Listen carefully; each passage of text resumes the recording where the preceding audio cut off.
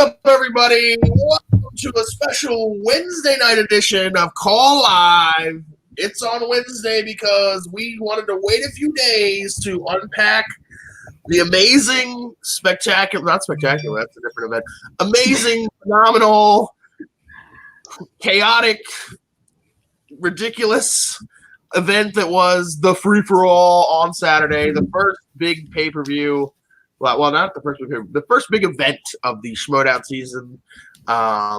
So we are going to break it down from beginning to end, all the haps that happened. I am your host tonight. I am the Belford. Tonight I'm joined by two amazing panelists from Call to Action. You know them. You love them. First of all, I present Miss Alex Mac Daddy in the house.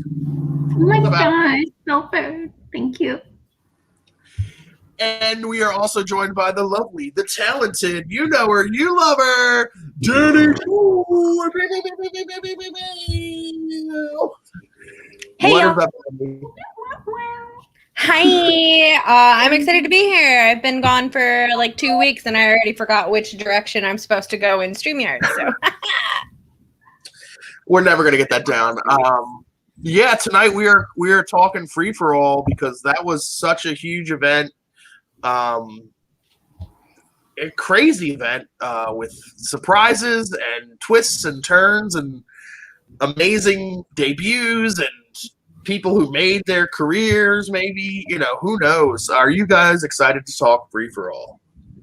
I'm so excited that this event was back after missing out on it last year because of everything that's been going on was kind of a bummer. So to be able to get this event back after the Schmoedown has already kind of, stuck its feet in the water of doing things online, this event felt like it went by so smooth and everything felt really great about this whole event. So overall, my opinions on the Free-4-All 4, was this 4, right? 4. Yeah.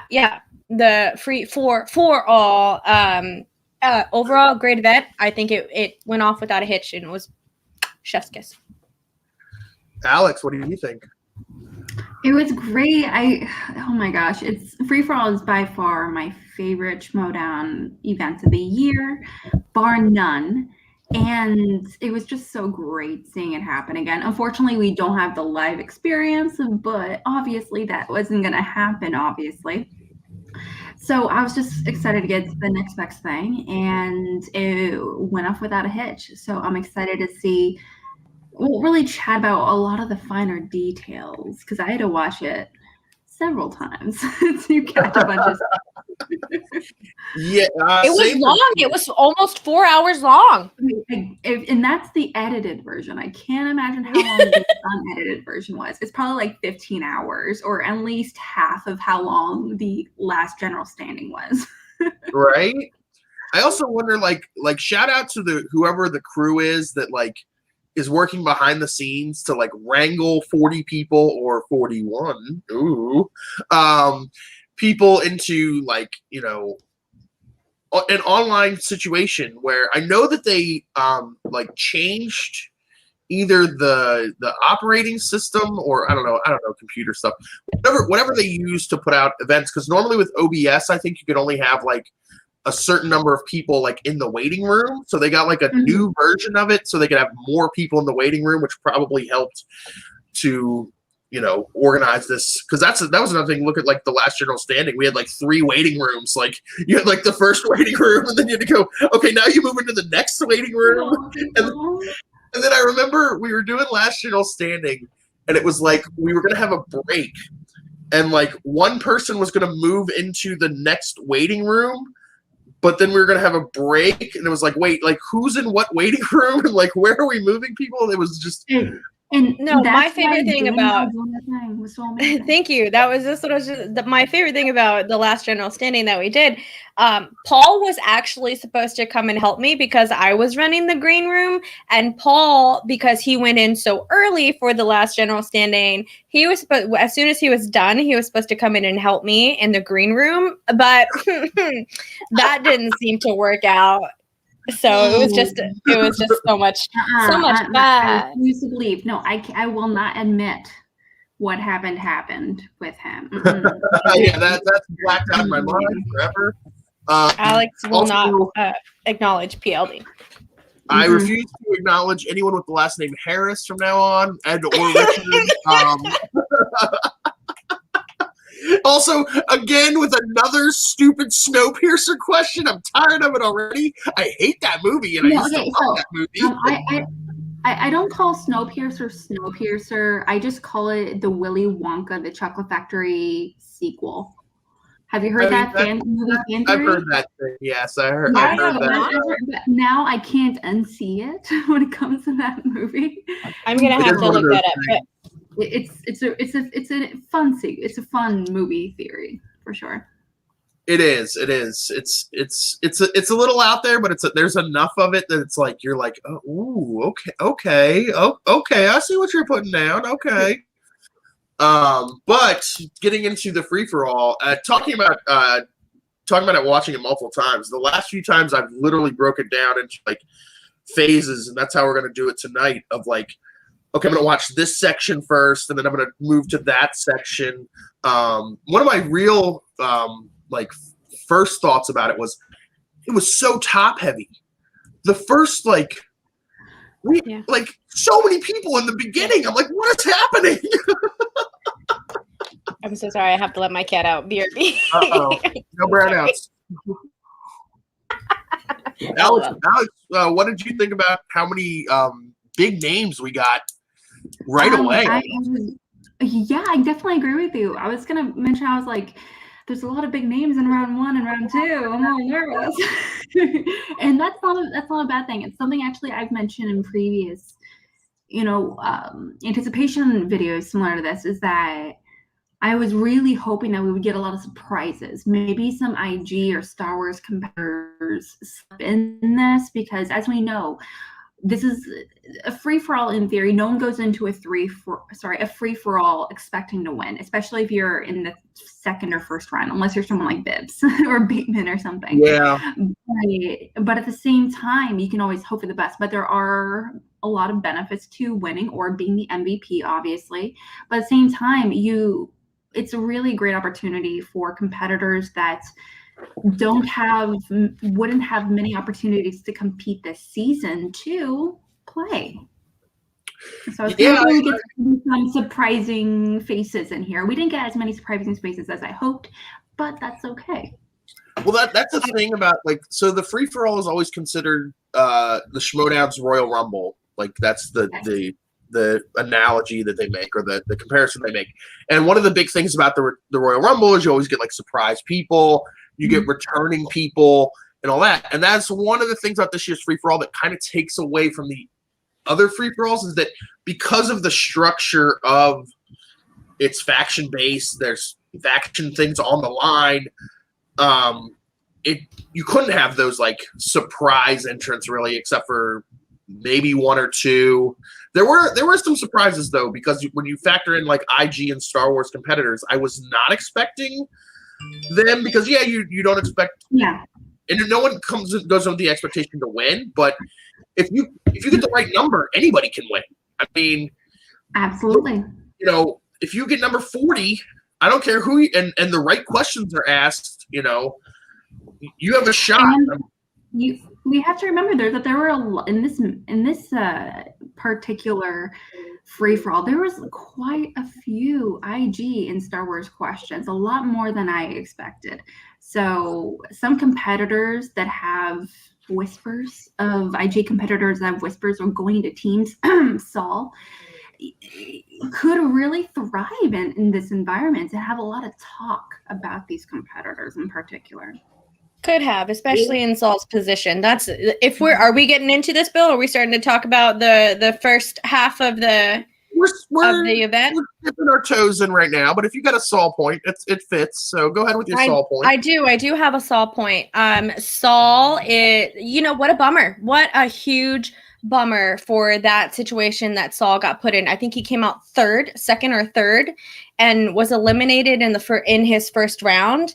And that was just kind of a huge bummer because we all know that Saul is a great player. We've seen what he's done in the IG, but he did not get any really focused IG questions. So to get knocked out in the first round was kind of I was bummed because I really wanted to see Saul do well inside of this, especially because the free-for-all is where we see this general performance from most of the players. So, just a bummer that the luck of the draw had Saul come in where he came in and then was knocked out after one round. But I do think that Saul is one of those competitors. And the free-for-all, you can't knock anyone for coming in one round and then leaving in that same round. You really can't knock it because it's the flow of the questions. It's what's going on. It's who else is on the dais with you and all of that stuff. So I really wanted to see Saul do more. I wanted to, because I believe in Saul. I do like Saul as a character, as a person inside of the Schmoedown and stuff like that. So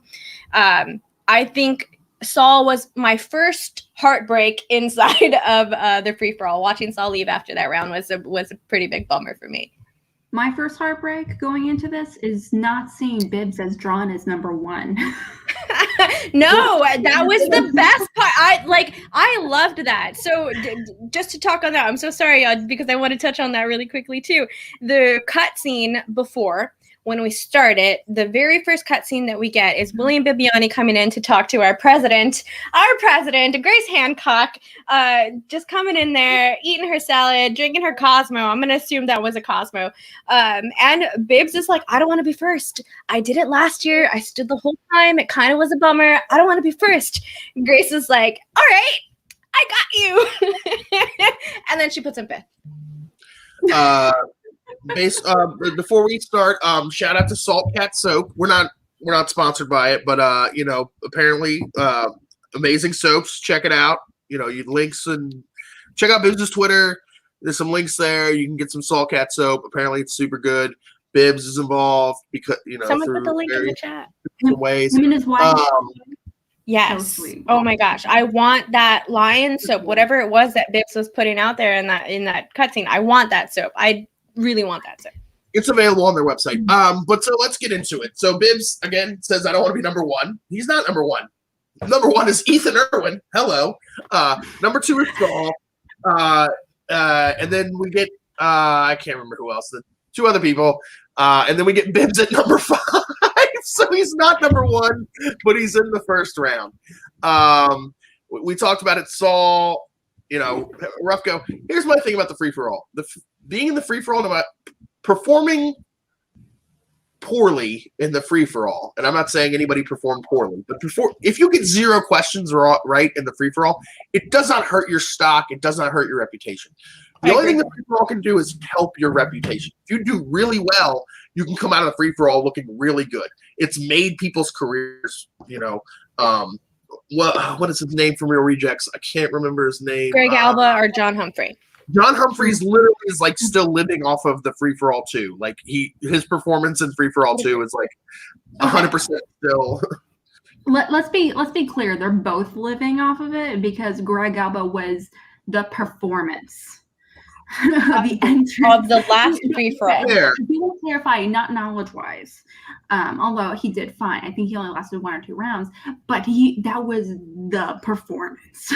Well, that's a great point, Alex, because that also ties into what Billy was saying, because that's what the free-for-all is. It's an opportunity for anyone to show off their personalities inside of the Schmoedown. You could get every single question wrong inside of your round, but if you show up and show off, then I think that you win in it. Dylan Camacho in the chat. What's up, Dylan, C2A member? Meyer and Bibbs exist because of Free-for-All 3. Oh, I like that. I like that comment. That is another thing about the free-for-all is that we get rivalries that come out of the free-for-alls. Rivalries get extended in the free-for-all. And then new sort of people, we see that people have chemistry together that we maybe never thought had chemistry together in the free-for-all. And that's always a fun thing coming out of the free-for-all. But to get into the actual free-for-all before this turns into a 3-hour thing. So Saul gets eliminated first. Nothing really crazy there. Oh, wait, who's the next person to come in? Oh, Adam Collins, the former singles champion. Oh, this table couldn't get any heavier. Kind of like expectedly, Craig, I think Bradley Tingle went out next. Mm-hmm. And then we get Robert Parker, IG competitor. No, it was Barbarian first. Mm-hmm. No, Barbarian was number 3 at the very start. Mm-hmm. Barbarian was third on the table at the start. It was Ethan Irwin, Saul, Craig Rayner, the Barbarian, Bradley Tingle, and so again, right at the start, we have Irwin, Barbarian, and Bibbs, which I was kind of like, okay, this might be the finals. Like this, they might be here till the end. We get rid of Saul gets eliminated, Bradley Tingle gets eliminated, Adam Collins comes on, and then Robert Parker. And this is when we first kind of have our first kind of like shocking moment. Robert Parker eliminates the Barbarian with him. Like they go out together. They're tied at the bottom and go out. And it's like, holy, the Barbarian is out.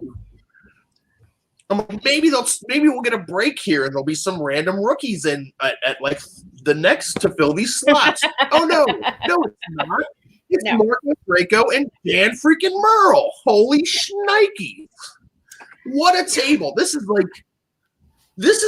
might be the greatest. This is a champs table. This is champs lunch table.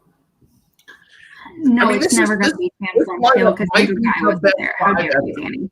Andrew Guy was not there. But Andrew Guy is not available. He's not eligible for the free-for-all. So but no, literally every single person that was on that lineup has had a belt at one point or another. Ethan Irwin, Adam Collins, Mark Andreyko, Dan Merle, William Bibbiani. That is a fucking panel full of belts. That's a gold panel right there. It's the greatest panel we've ever seen. That is the murderer's row of panels. And also we have Mark Andreyko in seat 3. The seat that he famously got XX5XX in, but we don't get XX5XX. We get some close later on. Can I tell a quick sad story about that? Go ahead.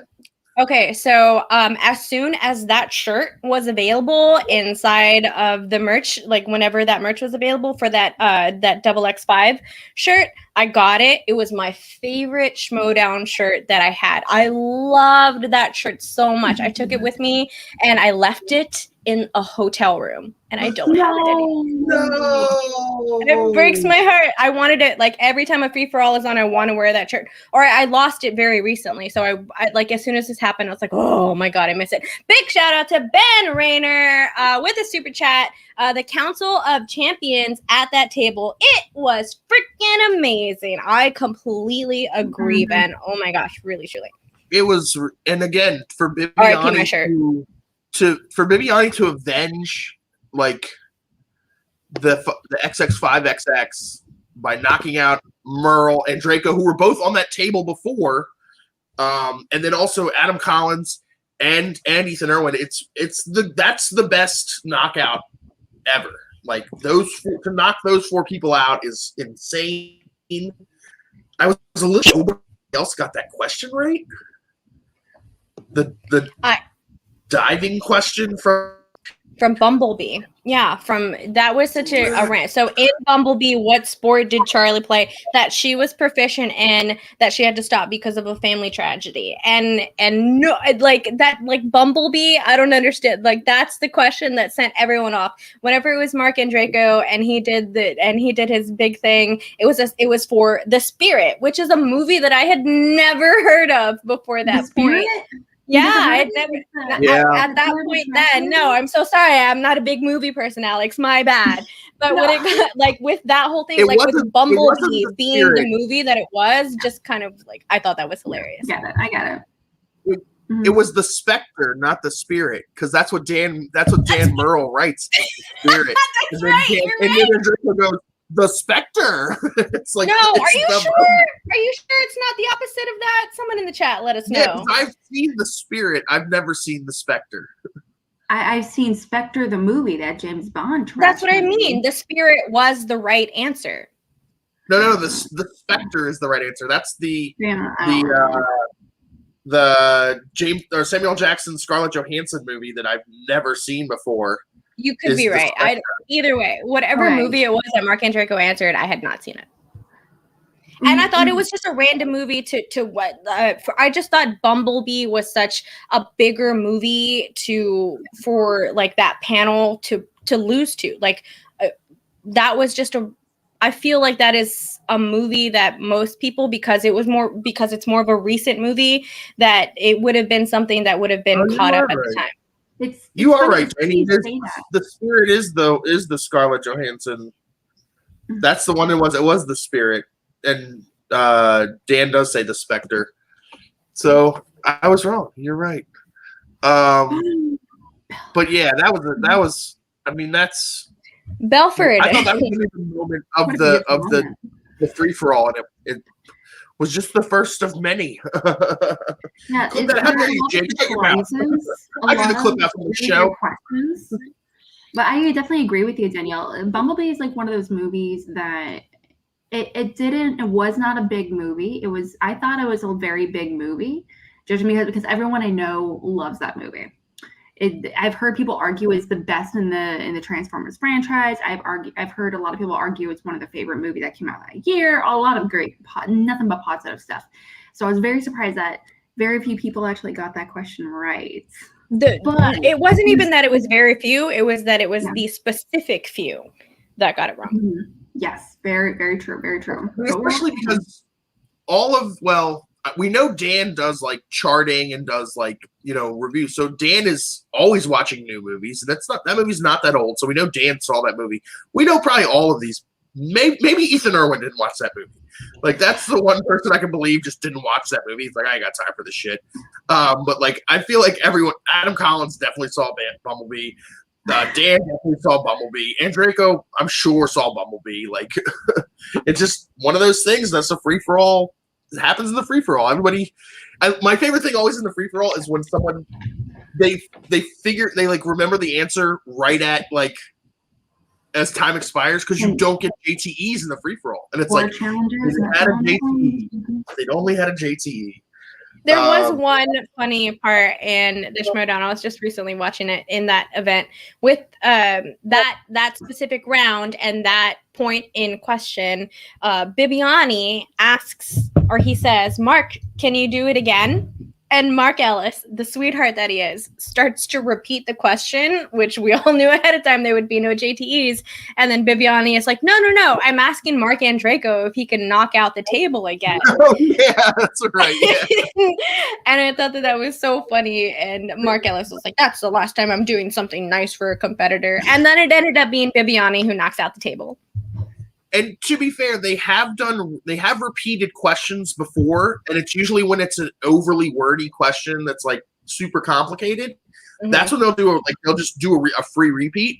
But I feel like the questions have gotten tighter and have gotten better. Well, especially in terms if you're doing such a long format like this, where it's a free-for-all, you want to make it as less complicated as possible. Yeah. And so the idea of doing a very long question, it's really great for a regular match. It's fantastic. It's easy as pie. But if you're having a lot of people involved where there's no JTEs involved or anything or anything along those lines, you really got to be efficient about it. And so why would you want to trouble yourself in making a long ass fucking question? Well, I think the only thing about that is just because there's free-for-all is supposed to be a somewhat level down of gameplay or difficulty when it comes to certain stuff. So these are ranging from 1 point to 3 point questions and stuff like that. And sometimes with certain pointed questions, you do have to give a specific amount of context for it to be considered that level of question. That's just my opinion on it. And that's the only reason why I can see a heavily worded question being in there, is just to make sure that the context is there for that specific level of difficulty inside of a question. So I understand saying that about the free-for-all, especially because it's a timed thing. It's going to be a whole bunch of people in and out for that. And Christian did actually say something one time with one question that was particularly wordy with it. But I mean, it's fine. I think as long as if the context is there enough for you to get it in the first hearing of the question, I think wordy questions are fine. I definitely this could just me being very defensive though. So. I agree with you to a certain extent, just because if you do have to provide that much hyper specific context, it's not you're gonna in theory you would need additional time on occasion, depending on the movie, of course, but also you're just asking from a host more potential problems, because a host might jumble on their words, or something might get like, I feel like that specific rule applies to something different, but when it comes to Mark Ellis and Christian Harloff, who've been doing this for a very long time, I feel like that might be an easier excuse to be able to get away with it. Mark Ellis is a professional with it. He's been able to do it, and Christian Harloff is definitely not afraid to express his opinion when he does feel like something is too much of something. So I totally get that like blaming it on a host. That's totally fine. And that's totally fine that they fuck up every once in a while. That's fine. They're human. The more words you have to say over 4 hours, it's just more strain over over how long it is, over how many questions. It's just more strain on your vocal cords. And then also, like I said, they've just gotten more streamlined and more compact in the way that they ask things. Because it used to be they would kind of ask things almost like they were trying to trip people up in the question, which is not what we're trying to do here. We're trying to ask movie trivia knowledge, not like, can you figure out the riddle that I'm asking you? But moving on, before we, again, break down every question on the Schmoedown. So that eliminates those 4 heavy hitters. And then we reload the table, and it's still not a bad table. It's Eric Zipper, who we love, friend of the show. Downtown Griffin Newman is fantastic. Jesse Swift, super. Again, he's been on the show several times. IG competitor, and then Mark Hoyk. Good God, I mean, come on, no slouch there. This was my first sad moment of the free-for-all, because my boy Zipper got knocked out right away. And I was like, no, I need my boy Zip to go further. I did want to see more Zip. It was more shocking that Jesse Swift knocked out Zipper. I was when I saw that table, I was like, all right, Swift's gone. Like, he'll be the first one out of here. Again, I feel like that's the lay of the land. Like that's what you're gonna get from those questions. I thought it was very sweet when Jesse Swift came out and he's like, "Bibbs, you did it!" I thought that was very sweet. I loved when Griffin Newman came out. It looked like he was eating like a chicken breast or something. I don't know what the fuck he was eating, but he was eating something. Very Finstock exchange. I do have to say, Griffin Newman might be my favorite rookie that is in this whole thing right now. I think I might. Absolutely. And I hate that he's a part of the Finstock exchange, but good on them for doing what they've been doing, because we're going to talk about Griffin Newman later, because he did amazing inside of the free-for-all. And then Mark Hoyk coming out. I love Mark Hoyk so much. I love his character. I love everything that he does. He's super creepy and in the best ways. Like, it's so good. And I have to give a huge shout out to David B. That corruption theme gets me every single time. I just rock out every single fucking time I hear that corruption thing, and I hate that I love it so much. So big shout out to David B. for providing this music for the whole Schmoedown. It's amazing and it's great, and that's what I have to say about those people that came in. Zipper's I've been asked several times with some of my favorite competitors on Schmoedown. Zipper's one of the trio. It's just the way it is. No, it's Andrew. That's about it. Him, Adam Witt, and my third one usually changes.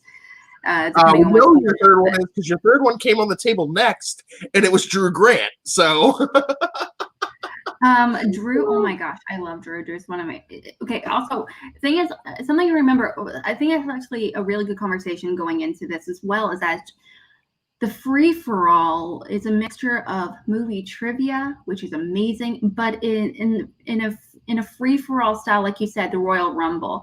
It's so much of it's very focused on entertainment, big characters, and you are exhibiting your personality in a way that maybe you wouldn't have the opportunity to before. So maybe you don't study, you're not taking it as seriously, whatever it may be. You can be a little bit jokey or with your entrances every once in a while. So I really love some competitors really took that to heart and really had a lot of fun with their entrances. Like you said, with Newman, with little Griffin Newman, Danielle, and Swift, everyone. I think that's fantastic.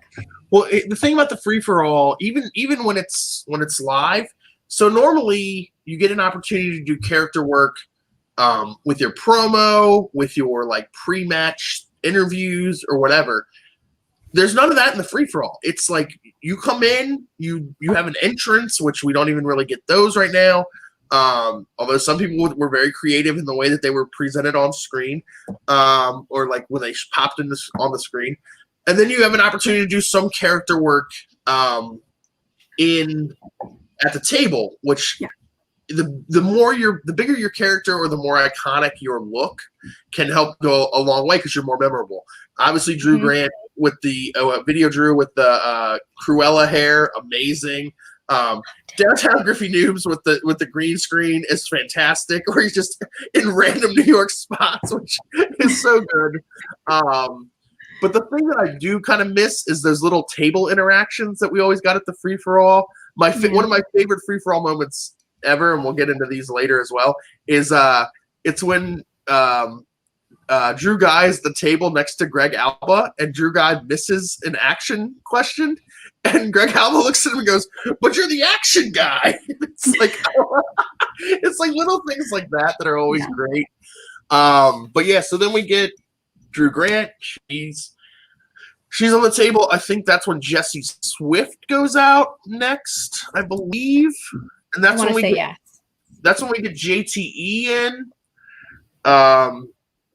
So, which is, I love JTE. It's funny because like we don't like the Finstock Exchange, but I love every member of the Finstock Exchange. So like that's so funny. It's funny because it's true. Right? Well, that's something that I feel like this is something that's very specific to the Finstock Exchange. Like, I will never publicly admit that I like them, but I really enjoy every single one of them individually. It's like in a thing where like you don't like the team, but you would take every single player on that team and put it on your team, and like that's how I feel about the Finstock Exchange. It's like I would like every single one of their players on whatever team I like. So. But yeah, JTE was great stuff. Leo Logan, we're gonna get into that because that's a big thing there. That was kind of shocking that actually we're at that point now. Here is that he's the only one who got Dial M for Murder on a table with Bibiani, who's obviously good at Hitchcock. Hoyk is great at Hitchcock. Video Drew is no slouch at Hitchcock. And he's the only one who gets the Hitchcock question right, which is kind of funny. I think all the other ones are Strangers on a Train. So, but yeah, it's funny that they all like had the same wrong answer. That's always funny in the free-for-all when you'll get that. Dean Morgan in there. He says, "You could say it was a perfect murder." Yeah, we had a few perfect murders in the free-for-all. So then we get. So Drew Grant goes out in that round, which again, like I felt it like hurt my heart to see her go out that soon. Because again, I love Drew Grant. I love Video Drew. And then we get Ben Goddard on the table. And this is when we get Ben Goddard on the table. And this was another like big moment. We didn't get a full table clear, but in a very like weird twist, or not twist, but like another one of those like free-for-all moments. It looks like it's either going to be JTE or or Ben Goddard going out. It's like whoever gets the question right and the other one misses it, they'll go out. If they both get it right, they'll both go out, or if they both miss it. But Mark Hoyk misses the question as well. They both get it right, and all three of them are gone. And it's like, holy smokes, like that's three big names. Was it all three of them, or did Goddard just take out JTE? I don't know why I feel like I just remember it as JTE only getting taken out. I could be wrong.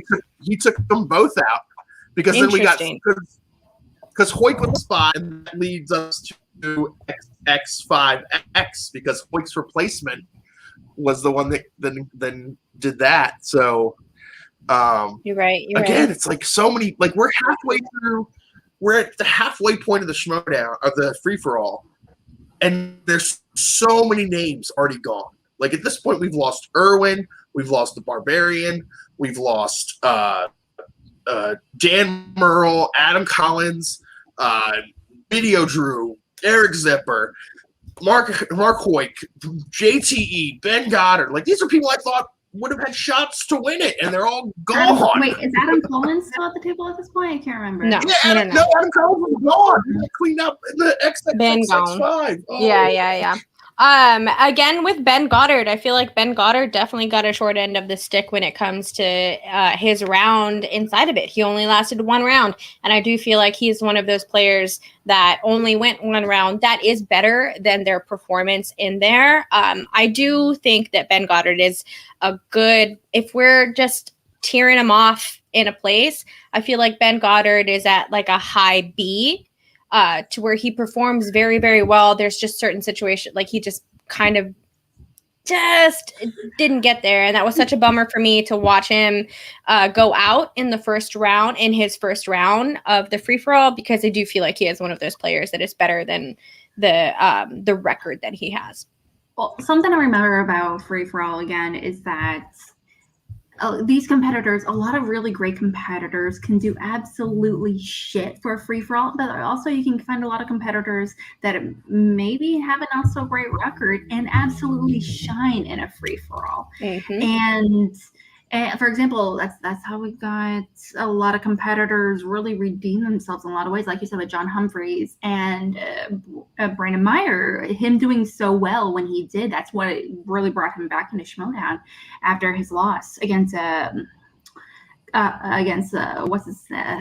Paul Oyama way back in the day. But the thing is, when it comes to getting ready for free-for-all, there's no way to study appropriately.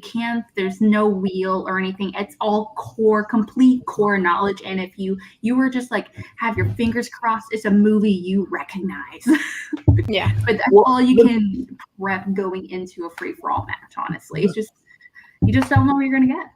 The biggest difference between singles and free-for-all is that you can be a really good singles player by manipulating the wheel. Like if you can, study particular categories where you just know everything about that category and throw them on the wheel, you have a good chance to win every time. Even if you don't do great in the first round, you know you're going to get 8 points in the second round and put all the pressure back on your opponent. There's even that double up. Yeah, there's even that double up if you're playing in a match where if you know that your competitor is strong in a specific slice or in a specific category or weak in a specific category, you can study those categories to improve your gameplay. But again, with the free-for-all, it's a fucking mixed bag of questions inside of stuff, especially with the way that we saw IG-only competitors compete, the way that we saw Star Wars competitors compete inside of this general question asking in the free-for-all. So it's a big mixed bag inside of this, and I think that's what's so enjoyable for a lot of us, because it's one of those situations to where we get like, it's so much fun to play when you're watching a match. And free-for-all is like the ultimate playground for us as fans, because we get this much range of questions and all of that stuff to where we get to really experience it as fans and interact as fans and ask these questions. And I know that like I think I saw it somewhere, I can't exactly remember where I saw it, but there was a question where someone had asked a competitor, how do you feel about people posting how far they got inside of it, meaning like regular viewers and stuff like that. And I forgot where I was going with this point. This happens all the time when I start ranting. I'm so sorry. Anyways, I can't remember. Someone else start talking. So one thing that really stood out for me this free-for-all that hasn't been the case in past free-for-alls is typically in past free-for-alls, if you got 3 questions right in a round, you probably felt pretty safe. You were probably going to move on to the next round. We saw so many people who got eliminated with 3 questions right and 4 questions right. How, if you get 4 questions right and you get bounced, it's like, holy smokes. There was no letting up. There was no like easy rounds. Like, that's the thing, is like, you can make it far. As we've seen in the past, people make it far in the free-for-all, go a lot of rounds, and they would get like 2 or 3 questions right each round. And it just so happens there was somebody else in the round who was going to get 1. There were I can't think of anybody who got there were only like maybe 2 people who just got 0 questions right in a round. It was they just got bad luck. Like, everybody was getting questions right. Flirt and Flouse, spoiler alert of the rest of this episode, Flirt and Flouse got questions right. So, I mean. And also something I remember, again, is that whereas like I mentioned before, there's no way to study it or anything along those lines, even if you don't have a great record or anything, you can still do well in free-for-all and vice versa. There's also not doing well in a free-for-all is not a direct reflection of how competitive you are in Schmoedown. It does not reflect your record. It does not reflect that you're a good competitor or a bad competitor. Merle went out in a few rounds, and he's current singles belt holder, and so that does not reflect his vice versa. So we have to remember that for competitors that score very few points or last only 1 round, that does not reflect their Schmoedown career in any way. There's a guy who's on most people's Mount Rushmores, who some people consider the greatest player of all time, who is a terrible free-for-all player. His name is John Rocca. Like, John Rocca historically has not done well in free-for-alls. Not to say that he's a terrible free-for-all player. Like, he just hasn't had good luck in the free-for-all. Like, it just doesn't. Yeah. It's also like the way you prepare for a match. You have weeks to prepare. Like we said, you can study your opponent. You can do all these different things. The free-for-all, you have no idea who you're going to be on the table against, unless, like, even if you're the first 5 people, you don't know who you're going to be with. You don't know what the questions are. It's a mixed bag of questions. We got a lot of movie release dates questions in here, which I don't think we've had in the free-for-all in the past for the most part. Yeah. We got a lot. We got some. And again, in the past free-for-alls, it kind of felt like they were mostly 1-point first-round questions with occasionally like a deep cut or a twist or something that maybe might be considered a little harder. There were some questions here. Like, that's a 5-point question. Like, that could be a 5-point question any day of the week. Like, it's all subjective. When I played along, I literally lasted like 14 rounds. But that doesn't mean jack squat when I'm playing at home in my pajamas, when I don't feel pressure, when I'm not under the lights, when I'm just hanging out with friends. Also, thank you for bringing back this also, I'm so sorry, this kind of rounds back my point to the part that I was completely ranting on and completely forgot, because that's what it was. Or do you get upset whenever people start posting what they scored in and stuff like that? You're at home, buddy. You're not playing under the lights. You're not doing anything like that. No. That's just, I'm talking about what I was talking about earlier. So that's the whole thing about it is competitors, when you're playing in the Schmoedown versus people who are playing at home, which is fun for all of us fans and stuff like that. We never know, as fans, we don't know who's going to be on the same table as we are. We don't know where we're going to come out in the free-for-all. So that's the other challenging part of it, is who else is playing on the table with you. So all of it is just kind of this weird sort of overall thing. AJ Lancaster in the chat, because I want to talk about this for sure, still love the stat that Bateman has eliminated Rocca 3 times. Also, that's crazy. I think that's really funny, especially as coming from an action podcast. And I'm so sorry, Rocca. We'll get into that when we get to that point in the free-for-all. But also the other thing, talking about what you guys are talking about, playing at home versus playing under the lights. The other thing that a lot of people who were like not bragging, but saying how well they did or whatever, when you're watching it, you're reading the question. So you get every nuance of the question. You get every you internalize it differently reading the question. It's literally a scientific fact that if you read a question, you are more likely to get it correct than if you hear it. It's why they do verbal testing at the highest levels of like different things, like because reading something you can just get it, hearing it and then recalling it is completely different. But yeah, so we got those. So JTE, Goddard, and Hoyt go out. So they get replaced by Liz Shannon Miller, the rookie Jacoby Bancroft, and Vinnie Mancuso. Okay, so Vinnie Mancuso slides in there first. I'm sorry, I forgot about him. Vinnie, unfortunately, doesn't do well. He gets, I think, 2 questions right. He gets bounced. He gets replaced by Jacob Blunden. And then we have another iconic free-for-all moment, maybe making your whole career. We got a rookie, Jacob Blunden, who, I love these little free-for-all things, lost. I think did he lose to Jacoby last week? Why can't I remember that match at this point? He did? Okay. So he did lose. He did. I believe he's part of the Den. I could be wrong. But yeah, he's a rock star. Jacoby is a star and Blunden is in corruption. Oh, I think that's backwards, isn't it? Isn't Bancroft in the corruption and Blunden in the stars? Is that no? Jacoby is in the stars and Blunden is in corruption. That's 100%. Okay. I know that for sure. Okay, you're right. Yeah, I think he's in the Den. Is his girlfriend in the Den? Taylor is in Finstock Exchange. Oh, that's right. Yeah, she was one of the 2 late night additions to the Finstock Exchange. Kim Taylor Foster is also in the Exchange, right? Yeah. Yes, and she did. We'll talk about her in a second. We'll talk about her in a second. Woo! We'll talk about her in a second. So Jacob Blunden comes on the desk, and again, talking about earlier how like if you get 4 questions right, you think you should be safe. Jacoby, Liz, and Bibiani all get 4 questions right. And Newman. Newman was on that table also. And Newman, yeah. And Newman gets 4 questions right. And they all get bounced by Jacob Blunden on a movie release dates question, which also, again, it's one of those little nuances of the 1987, 88 or something was the answer. It was 1988.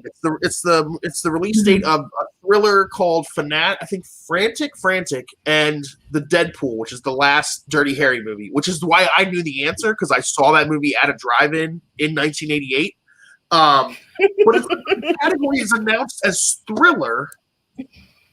And then it's like the thriller Frantic and the Deadpool, which maybe could be considered it's more of a crime movie than a thriller per se.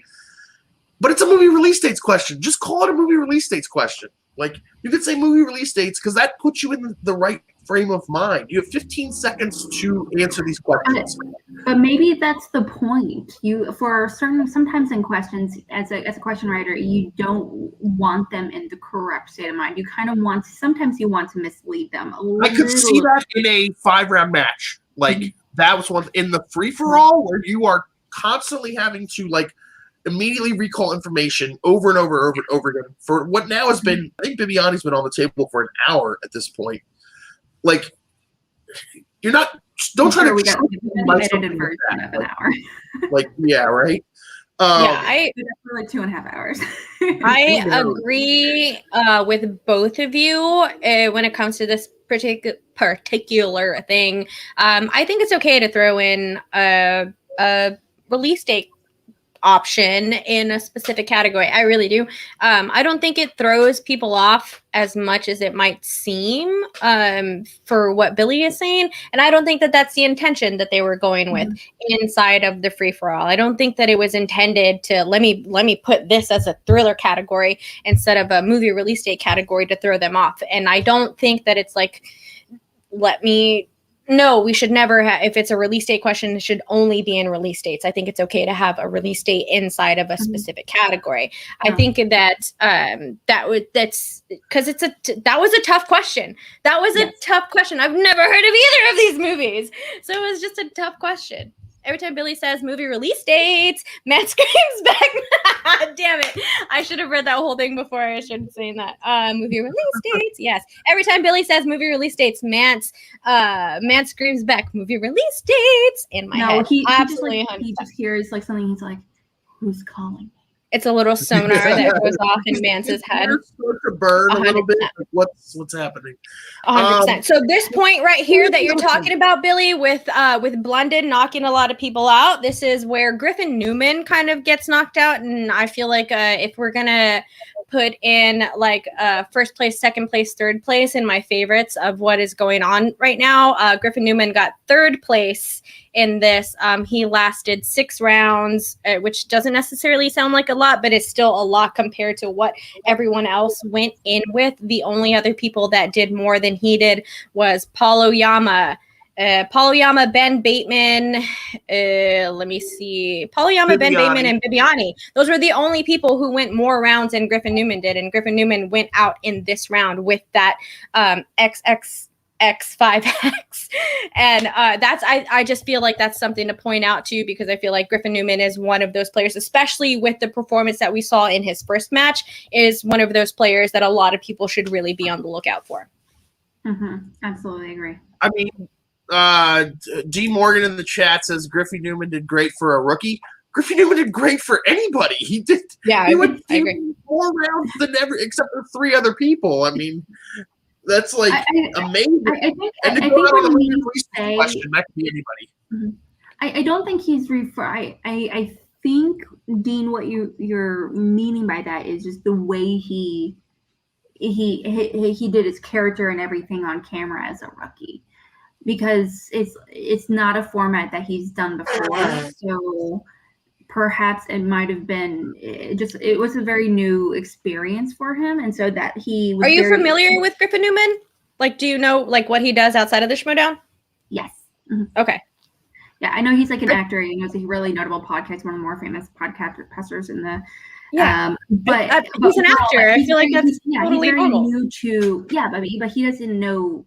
As far as I know, he doesn't have an extensive knowledge of Schmoedown, and this is Schmoedown in general is very new to him. So I don't know if he's watched Free-4-Alls before or anything like that. So this is a new format that he kind of had to get used to. Honestly, like when rookies especially rookies or people new to the Schmoedown do well in the Free-for-All, it never really surprises me, because the Free-for-All is the least strategy-based thing in the Schmoedown. It's just, do you know it or do you not know it? So if you have an extensive knowledge of movies, you're going to do well in the Free-for-All. I mean, we've seen a lot of rookies do really well in the Free-for-All. Ethan Irwin came out of nowhere and just dominated in the Free-for-All a few years ago, going toe-to-toe with Bibiani again. And also, it was in the old system where the finals was a full table, and it was just whoever got the most points won. So like Bibiani and Irwin got eliminated by Miss Movies, but they wouldn't have been eliminated now because they didn't get the lowest score. The kid, Ben Rader in the chat, you know, that kind of like made the kid who he was, because before that he just lost to Oyama, and you're kind of like, okay, he lost. Who knows how good he'll be, and then he shows up and does well in the. So it's not surprising when rookies do well in the Free-for-All, just because it's just based on knowledge. Yeah, it's all, at the end of the day, it's core knowledge. How much core knowledge do you have across a bunch of different subjects, across it's also levels of intensity as like, well. How well can you recall things? Because the people with the best recall, because you have to have good recall in the Free-for-All, because you don't get DTEs, you don't get like breaks, you don't get things like that. So, but yeah, we got our second table clear of the night. Holy smokes! Which is from a rookie, and that's the thing is like, oh my gosh, it is more amazing by the people that he knocked out. The fact that it was a rookie that knocked out exactly. He knocked out 2 people who had the highest rounds two of the 4 highest rounds in the whole thing with Bibbs and Griffin Newman. So amazing, so good, and that can make your whole career again. Like, and he knocked out the guy who beat him earlier in the week, which now that's a rivalry I want to see. I want to see Jacoby Bancroft versus Jacob London 3. I would love to see that. Yeah. But yeah, and Liz Shannon Miller, no slouch, obviously, amazing. So it's man, we were like, and again, we're at another point in like the amount of people who've been eliminated versus the people that we have left is kind of like, because we are at the halfway point now. This is 20. We've gotten 20 competitors who have gone through. Because 21 is Alonzo Duralde, 22 is Beth May. Then we get Jeff Snyder, and then we get Ben Bateman. And ironically, in seat 5, there were only 2 people. There was Bibiani, and there was Ben Bateman. And nobody else sat in that chair. Nobody else was in that slot. Ben Rayner says the free-for-all is more like the old style. The old style of the MCS before the studying came into play, like seasons 3 and 4, in my opinion.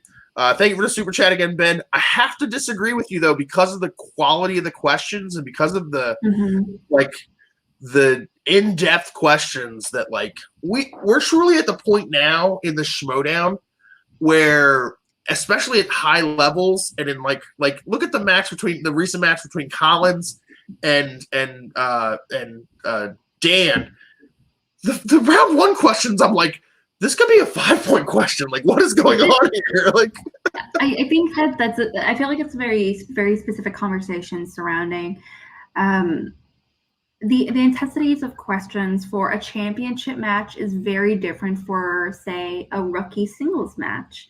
It's very different. And when I say rookie, I just mean like their actual rookie debut. I don't mean like their rookie season in general, but their actual rookie debut match. And the intensity of the questions are a little bit different. I do know that Christian and Mark have mentioned on SCN that the intensities of these questions really vary on what kind of competitors they have coming in. And so that's something to really take in consideration when creating these questions and the different tiers that they are at, for sure. Well, also, what's a 1-point question now on any level from rookies to and the different categories? Man, we're used to box office. I mean, there's a lot of stuff that we can definitely like deep dive into when it comes to like difficulty of questions, especially now with the benefit of the doubt rule, which no spoilers for the match that premiered today, I think really shows where the benefit of the doubt is, and that's very different from the Schmoedown that we saw last year and the year before that. I agree with Ben.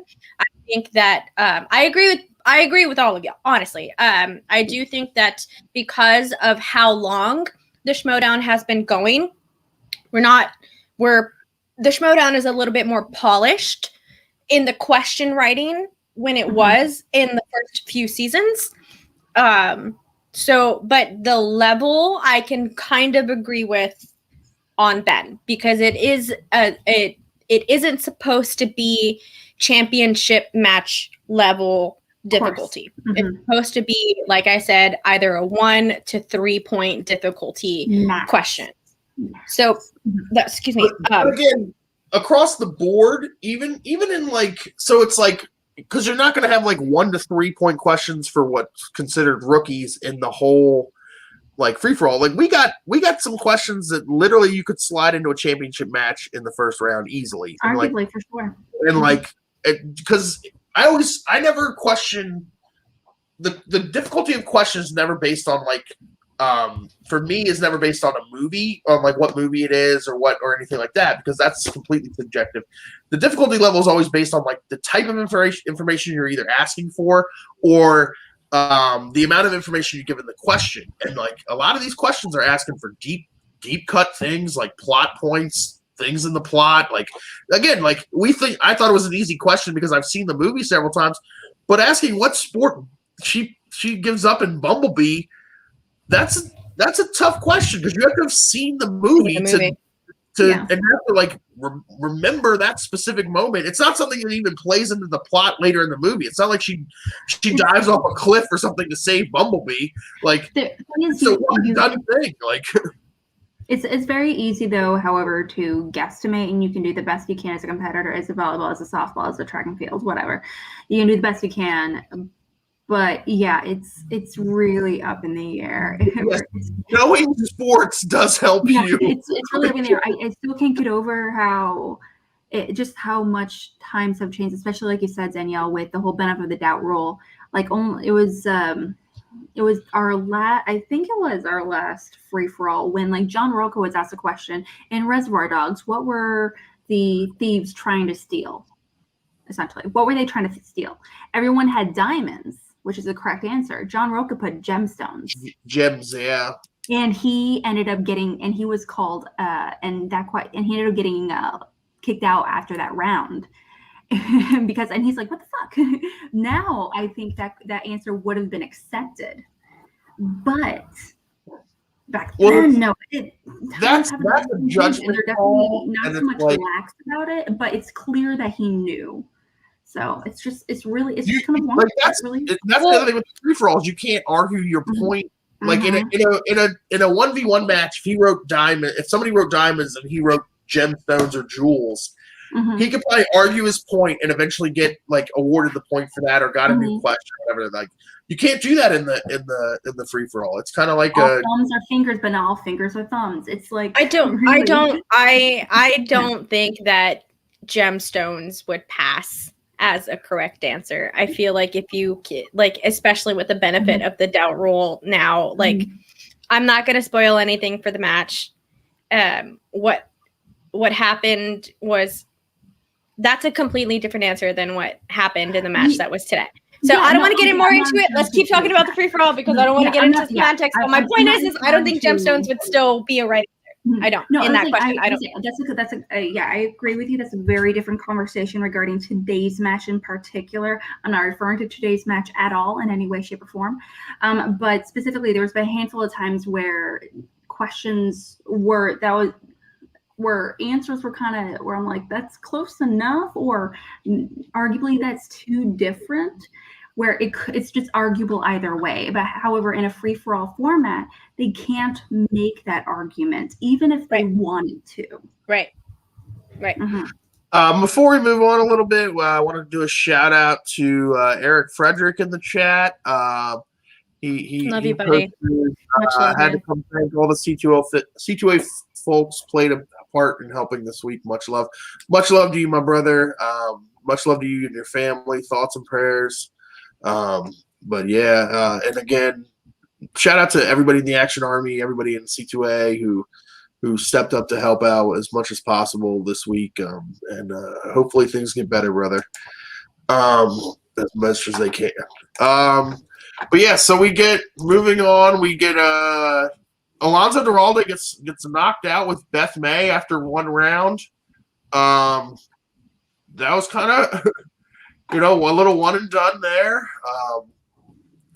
And then we get how do I bring this down here? And then we get who comes in next? Peggy Gubbins and Brendan Meyer, I think, come in next. This is when it's getting crazy. Because now we got Brendan Meyer, we got Jeff Snyder, we got Ben Bateman. Jacob London is still there after knocking out, or knocking off all those people. It was crazy. It just was crazy. Then Peggy, I felt bad for Peggy, man. A perfect example of how you perform in a free-for-all does not reflect your knowledge, because she's clearly a talented competitor. She has a ton of core knowledge, and it just didn't happen to me with these movies that she was asked. That shit happens. Total bummer. Total bummer. But also, it takes balls to come on free-for-all as a little baby rookie and being like, hey, I'm going to kill it anyway. Having fun. That's what. And I mean, we know she's got more knowledge than that from her match. So, and from other matches. So, I mean, it's not like,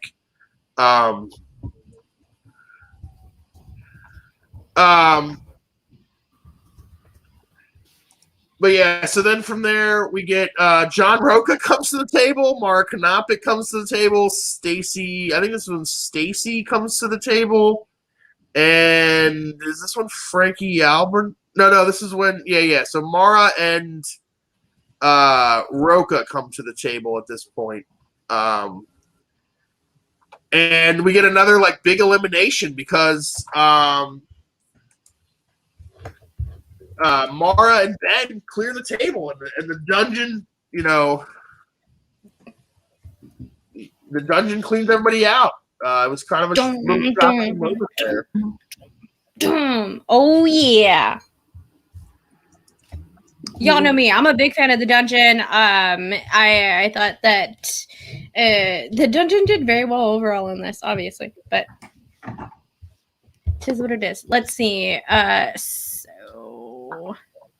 So Stacy gets eliminated. Brent, who else got eliminated?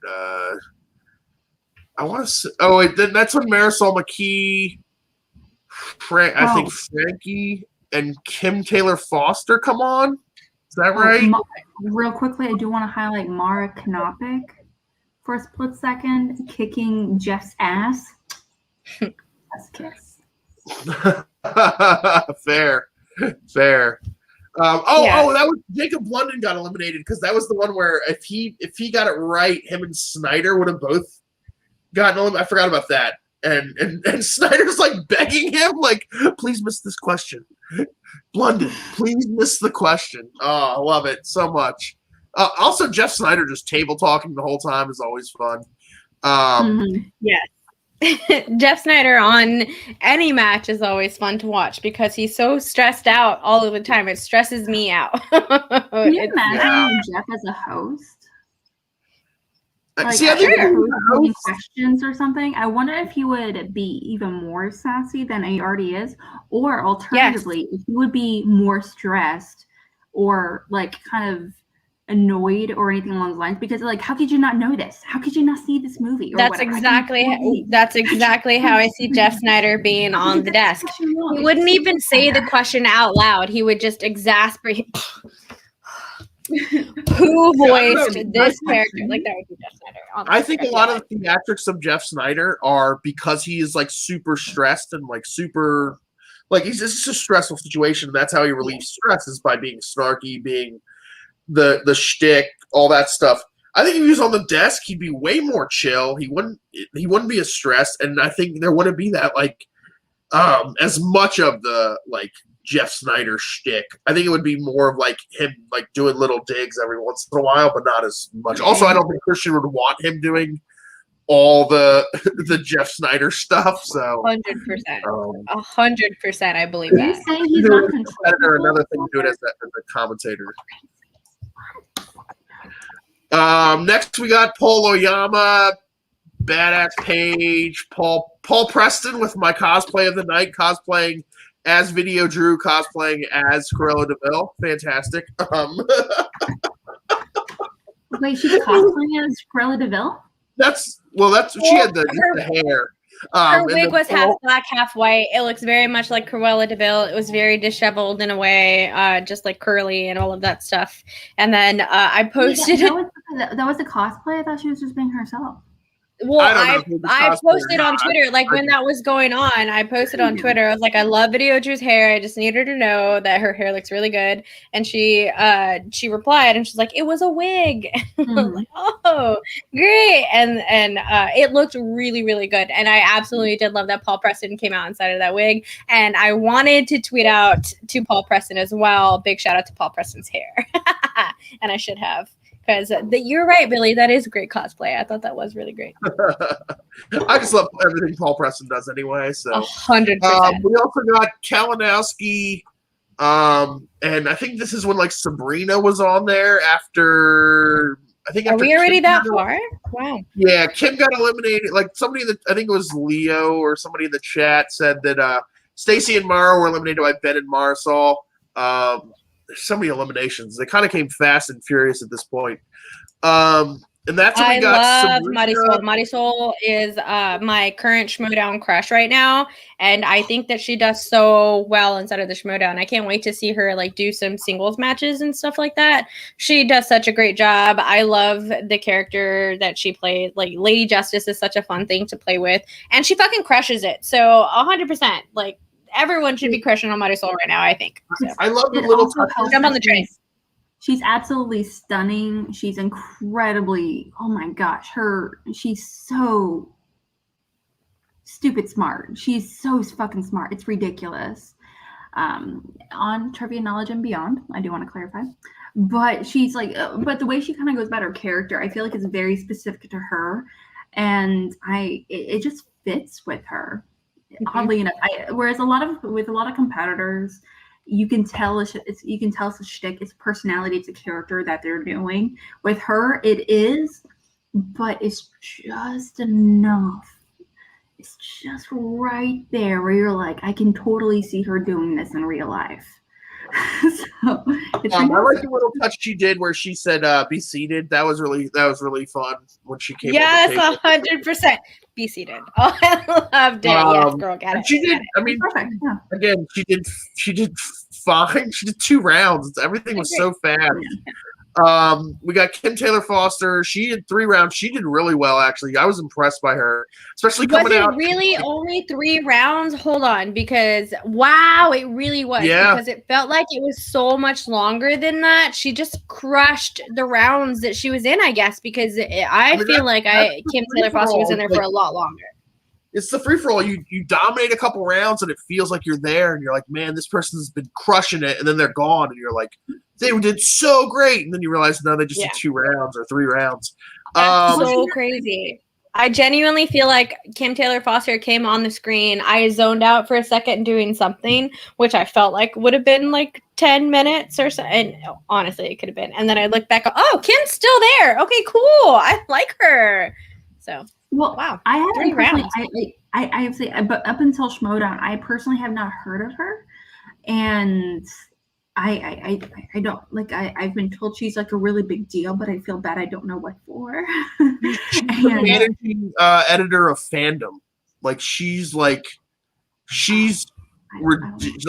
knows, like she works in the movie space. She does like I assumed that going in. I just don't know what that is though. I don't know if Fandom. Fandom's a website. Fandom's like website, like Popcorn Talk. Yeah, or like the link that I sent earlier. That's technically Fandom. Whoever Snyder's boss is, that's the level she's at. Like she's been working in the movie, writing about movies, and also, so we interviewed her on the show, and her she has such an eclectic liking of different movies. Like we were like, because we were talking about all sorts of different. I was like, what in the world? And then she goes out on like a romance question. I was like, this sounds about. As soon as they started asking, I was like, she's not. Wait, what was the romance question? I don't remember what the specific question was, but it was like. Anyone in the chat know what the romance question was? Because like romance is like one of the only categories I thrive in. Please. Yeah, but she went out. Then we got some, our homegirl Sabrina Ramirez, friend of No Chill. Gang. Well, maybe Ramirez not. Gang, get it. And I was kind of shocked because Sabrina. So she misses the Scarface question, and I was like, oh man, come on, like. But then I'm like, okay, it's a young adult question. Like she'll either like take somebody out with her, or maybe some of these other old fogies won't know what it is. Everyone else got I am number 4 right. No, Bateman missed it too. Bateman put something else, but like she missed the I am number 4 question, and I was everyone got it wrong. It was only one person that got it right. No. Kalinowski, Preston, and Oyama got it right because Oyama's read all 10 books. He said. I was so proud of Sabrina put beautiful creatures, and Bateman put the 5th wave.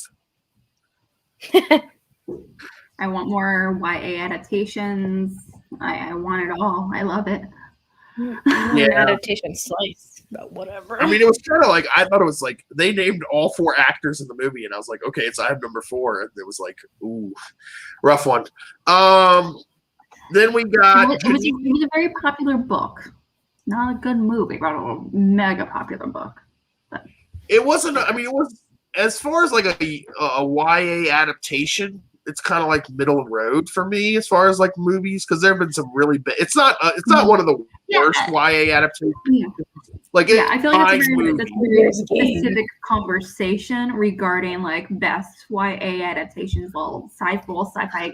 It came at a time when they were trying to do a bunch of sci-fi fantasy adaptations there for like 5 years. They kept trying and it kept failing, and because they needed something to fill the void after Twilight, and nothing stuck. They tried with Divergent. It's that whole like Hunger Games, Twilight, Harry Potter. They're looking for the next, so they just bought every adaptation they could. The problem with most other adaptations, they're not done properly, because a lot of young adult adaptations is they just say, okay, who's a big star right now that's a young adult? We'll just throw them in this movie for no reason. Like Alex Pettyfer, I like Alex Pettyfer. He's good in a lot of things. He was not the right person for I Am Number 4. Like, it just didn't fit. Like, are you saying sometimes they hire, like, casting directors or whatever, they hire people based on their looks? How dare you? Well, it's not even like their looks. It's just who's popular. It's like, that's literally like, I would be better if it was by their looks, because then maybe the look would fit the character. I could at least see that. Yeah, I feel like it's a very. I actually would love to have this conversation, because I want to dedicate time to this conversation, but I don't feel like we can do that adequately here. Right. Yeah, are we still talking about YAs right now? Hold on. We are. I really want to talk about our favorite YA adaptations or YA adaptation castings, but that's a very expensive conversation. 2-hour conversation alone. 2 hour plus. All right, Billy, let's move on. Yeah. So moving on, we have one of the biggest moments again of the Schmoedown, because now Janine the Machine joins the table. After Mike gets eliminated, we got Jen Kemp joining the table, which was fun to see Mike get eliminated by Janine. Always good to see that. I'm pretty sure he got. Also, I love that he answered I Am Number 4, said, I'm not sure if this is right, but it's my favorite competitor, John Rocca. I am number 4. But getting it, so we have Janine, Jen, Preston. Who else is with Bateman? It's Janine, Jen, Preston. Oyama is there at that point now. Oyama and Bateman. So, Bateman answers the first question right. I think maybe nobody else did. Then we get the Muppets question that Jen Kemp gets correct, and Ben Bateman gets awarded a point for. And then we're gonna talk about that in a bit, y'all. Then everybody misses like 2 questions in a row, and everyone okay. Except for Jen Kemp. Jen Kemp then answers another question right. So this is my time to shine right here, because this was my absolute number 1 favorite question inside of the entire free-for-all. What was the name of the place that the dinosaurs were trying to go to in the Land Before Time? Whatever it was, like whatever the way that question was formed. I grew up on those movies. The Land Before Time is my fucking shit. So I screamed when I heard that movie, and I think, please, someone in the chat, correct me if I'm wrong. I think Jen Kemp was the last person to go for this question. No, every single person got it wrong. Okay, every single person. She was 3rd. I think Oyama went, or 4th. I think Oyama went first, because she got it right, and then Preston put the Pleasant Valley right after her, because he was close.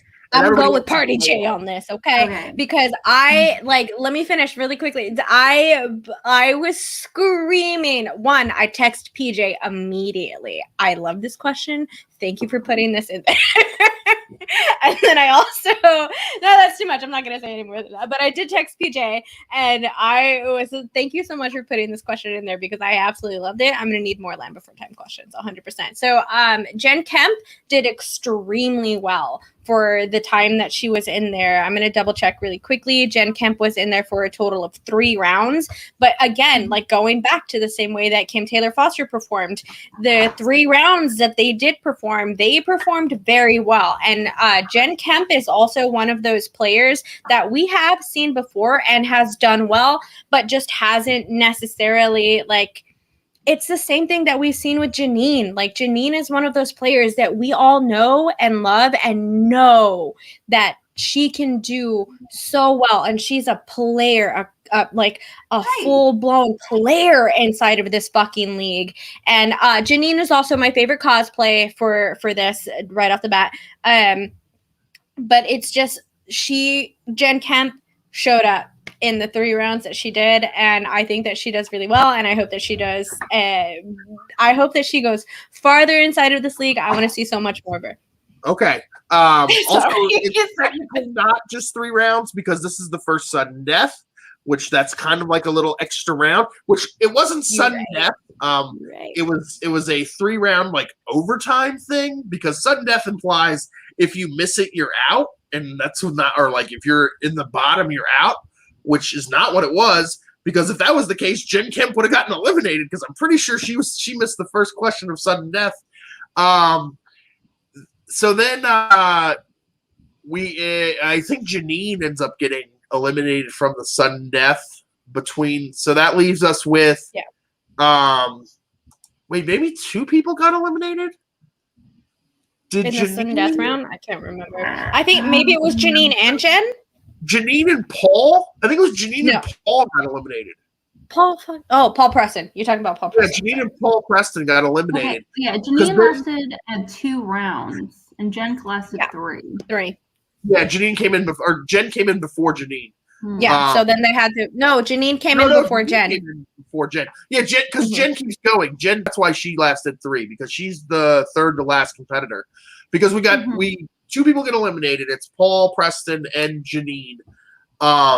Then we get Alex Damon. We think that's number 40. We think we're done. Oh, wait, no. There's number 41. It's the Flirtenflouse, which I thought was just going to be a throwaway thing. But no, it's the Flirtenflouse answered 2 questions right and gets Alex Damon out. Yes, Leo. Yeah, that's correct. Janine and Preston. Can you imagine in another reality where the Flirtenflouse actually won? I feel like that would have been an entire plot line, an huge story that could have changed Schmoedown. It's the same alternate universe where Bob Finstock wins against Sam somehow, because where Sam clears the table and there's 1 competitor left and it's Bob Finstock, and he wins the Schmoedown or the free-for-all. Like, that's the Flirtenflouse if he were to win. Like, that's the same. It's the darkest timeline. The darkest timeline. Bob Finstock won that one. Timeline is where one of our favorite Schmoedown personalities wins. Interesting. Yes, the darkest timeline is the Flirtenflouse as the singles champion somehow in the Schmoedown. Yes. That would have been hilarious. Nerd Chronic in the chat says, I wanted Floss to win and challenge for the IG belt. That would have been hilarious. Now, I don't necessarily, I truly don't believe that regular matches questions are set up for particular players. This was the only place where I feel like Zaflaus this is such a weird thing to kind of like equate it to, but like with the Oscars that just happened, I feel like a lot of people really betted on Chadwick Boseman winning Best Actor. So that was their gamble that they took at putting it last inside of the Oscars. Putting Flaus last in the free-for-all did kind of run that risk, just very, very slightly. But here's the thing. I think it's also safe to say that with Brett, and this is just, we're going to just break through that wall really quickly. Before you go on a rant, Okay, go ahead. I wasn't ranting, but go ahead. There's a specific reason why he was number 41. You put him at number 41 because if he wins the free-for-all, he gets a title shot. So who cares? Like, it's a title shot. He'll get signed by somebody. I care. If he's anywhere else, it's fine. But if he's anywhere else in the free-for-all, he has a chance of getting MVP, which even though we say there's no way he gets MVP, he could get MVP, and that's faction points, and he's not in a faction, so you can't put him anywhere else in the free-for-all. You have to put him at the end. Okay, well, the thing is, I feel like we're going to be touching on that later, but why was he in at all? Well, we'll get to that. We will get to that. I want to talk about that. Yes, we are. I'm excited to talk about it. I'm excited. Because I love Souffleur. I do want to point out, I'm not criticizing the choice to put it in. I love Souffleur and Klaus, but it was a choice that I know not everyone was happy with. We'll get We're to going to that. talk about that later. We'll get to that. Let's finish the free-for-all before we go off the So they eliminate Klaus and Alex Damon. We're left with Jen Kemp, Ben Bateman, and Paul Oyama, the baby shark. And honestly, like at this point, I thought any of them could have won.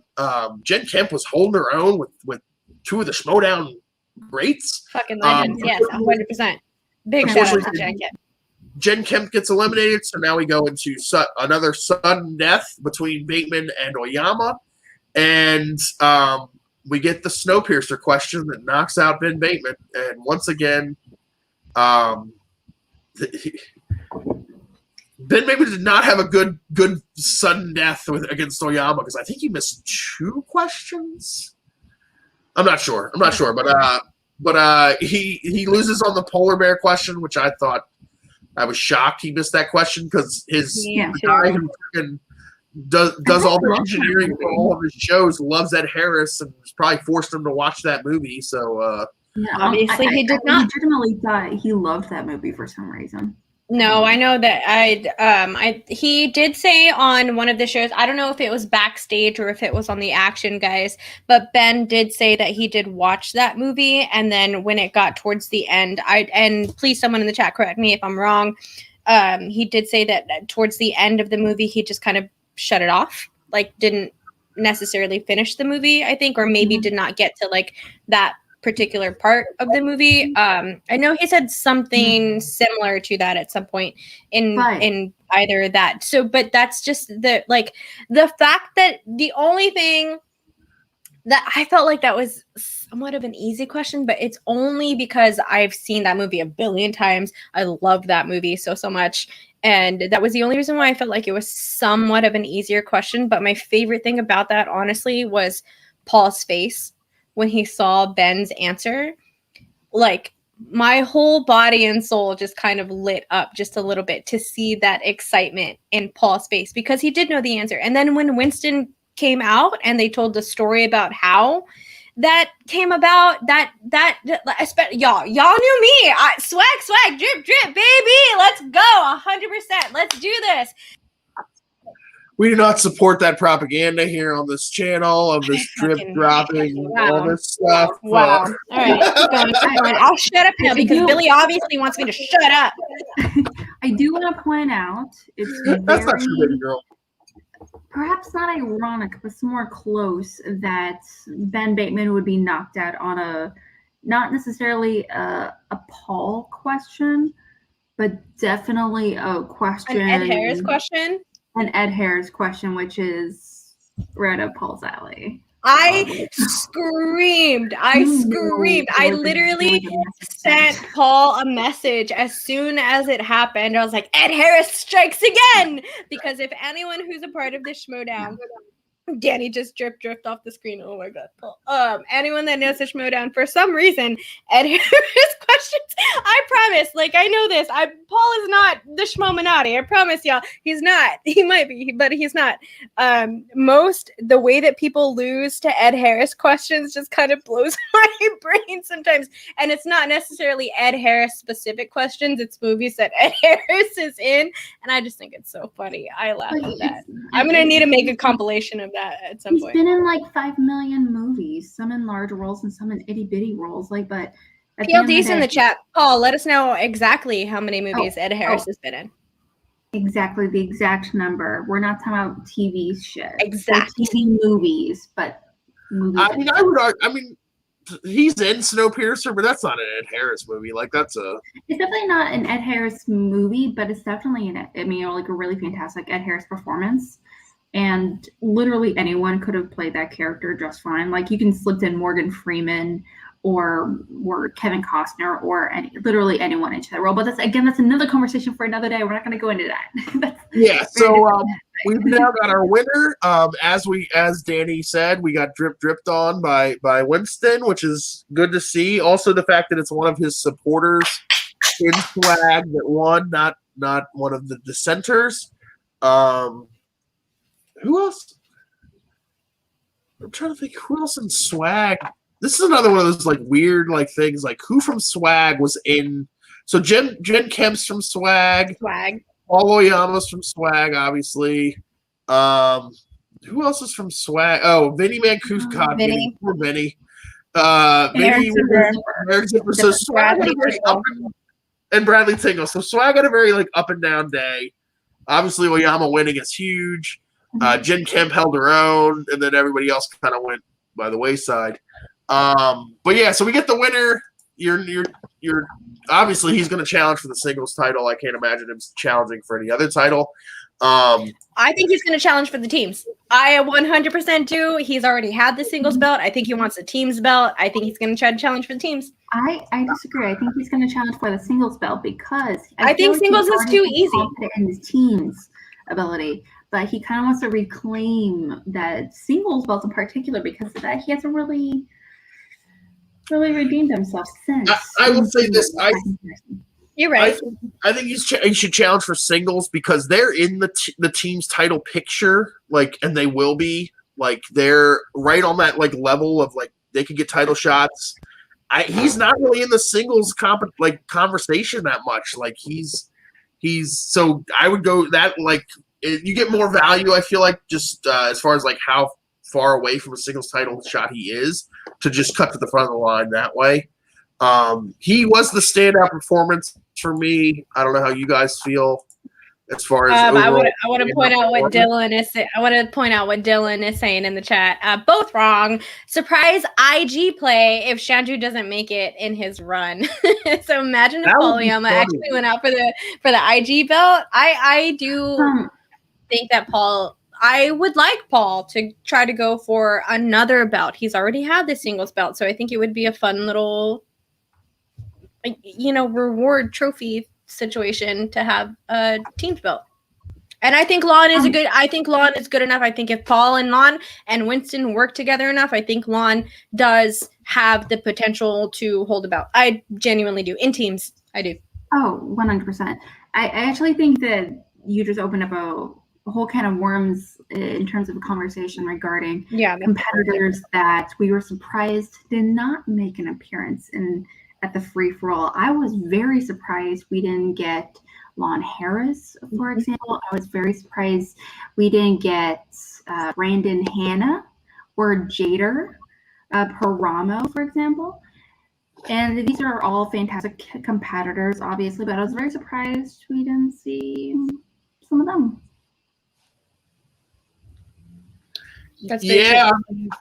Brandon Hanna, I wasn't that surprised because, again, it's like, Schneider's going to be there from the Stars. Andreyko's going to be there from the Stars.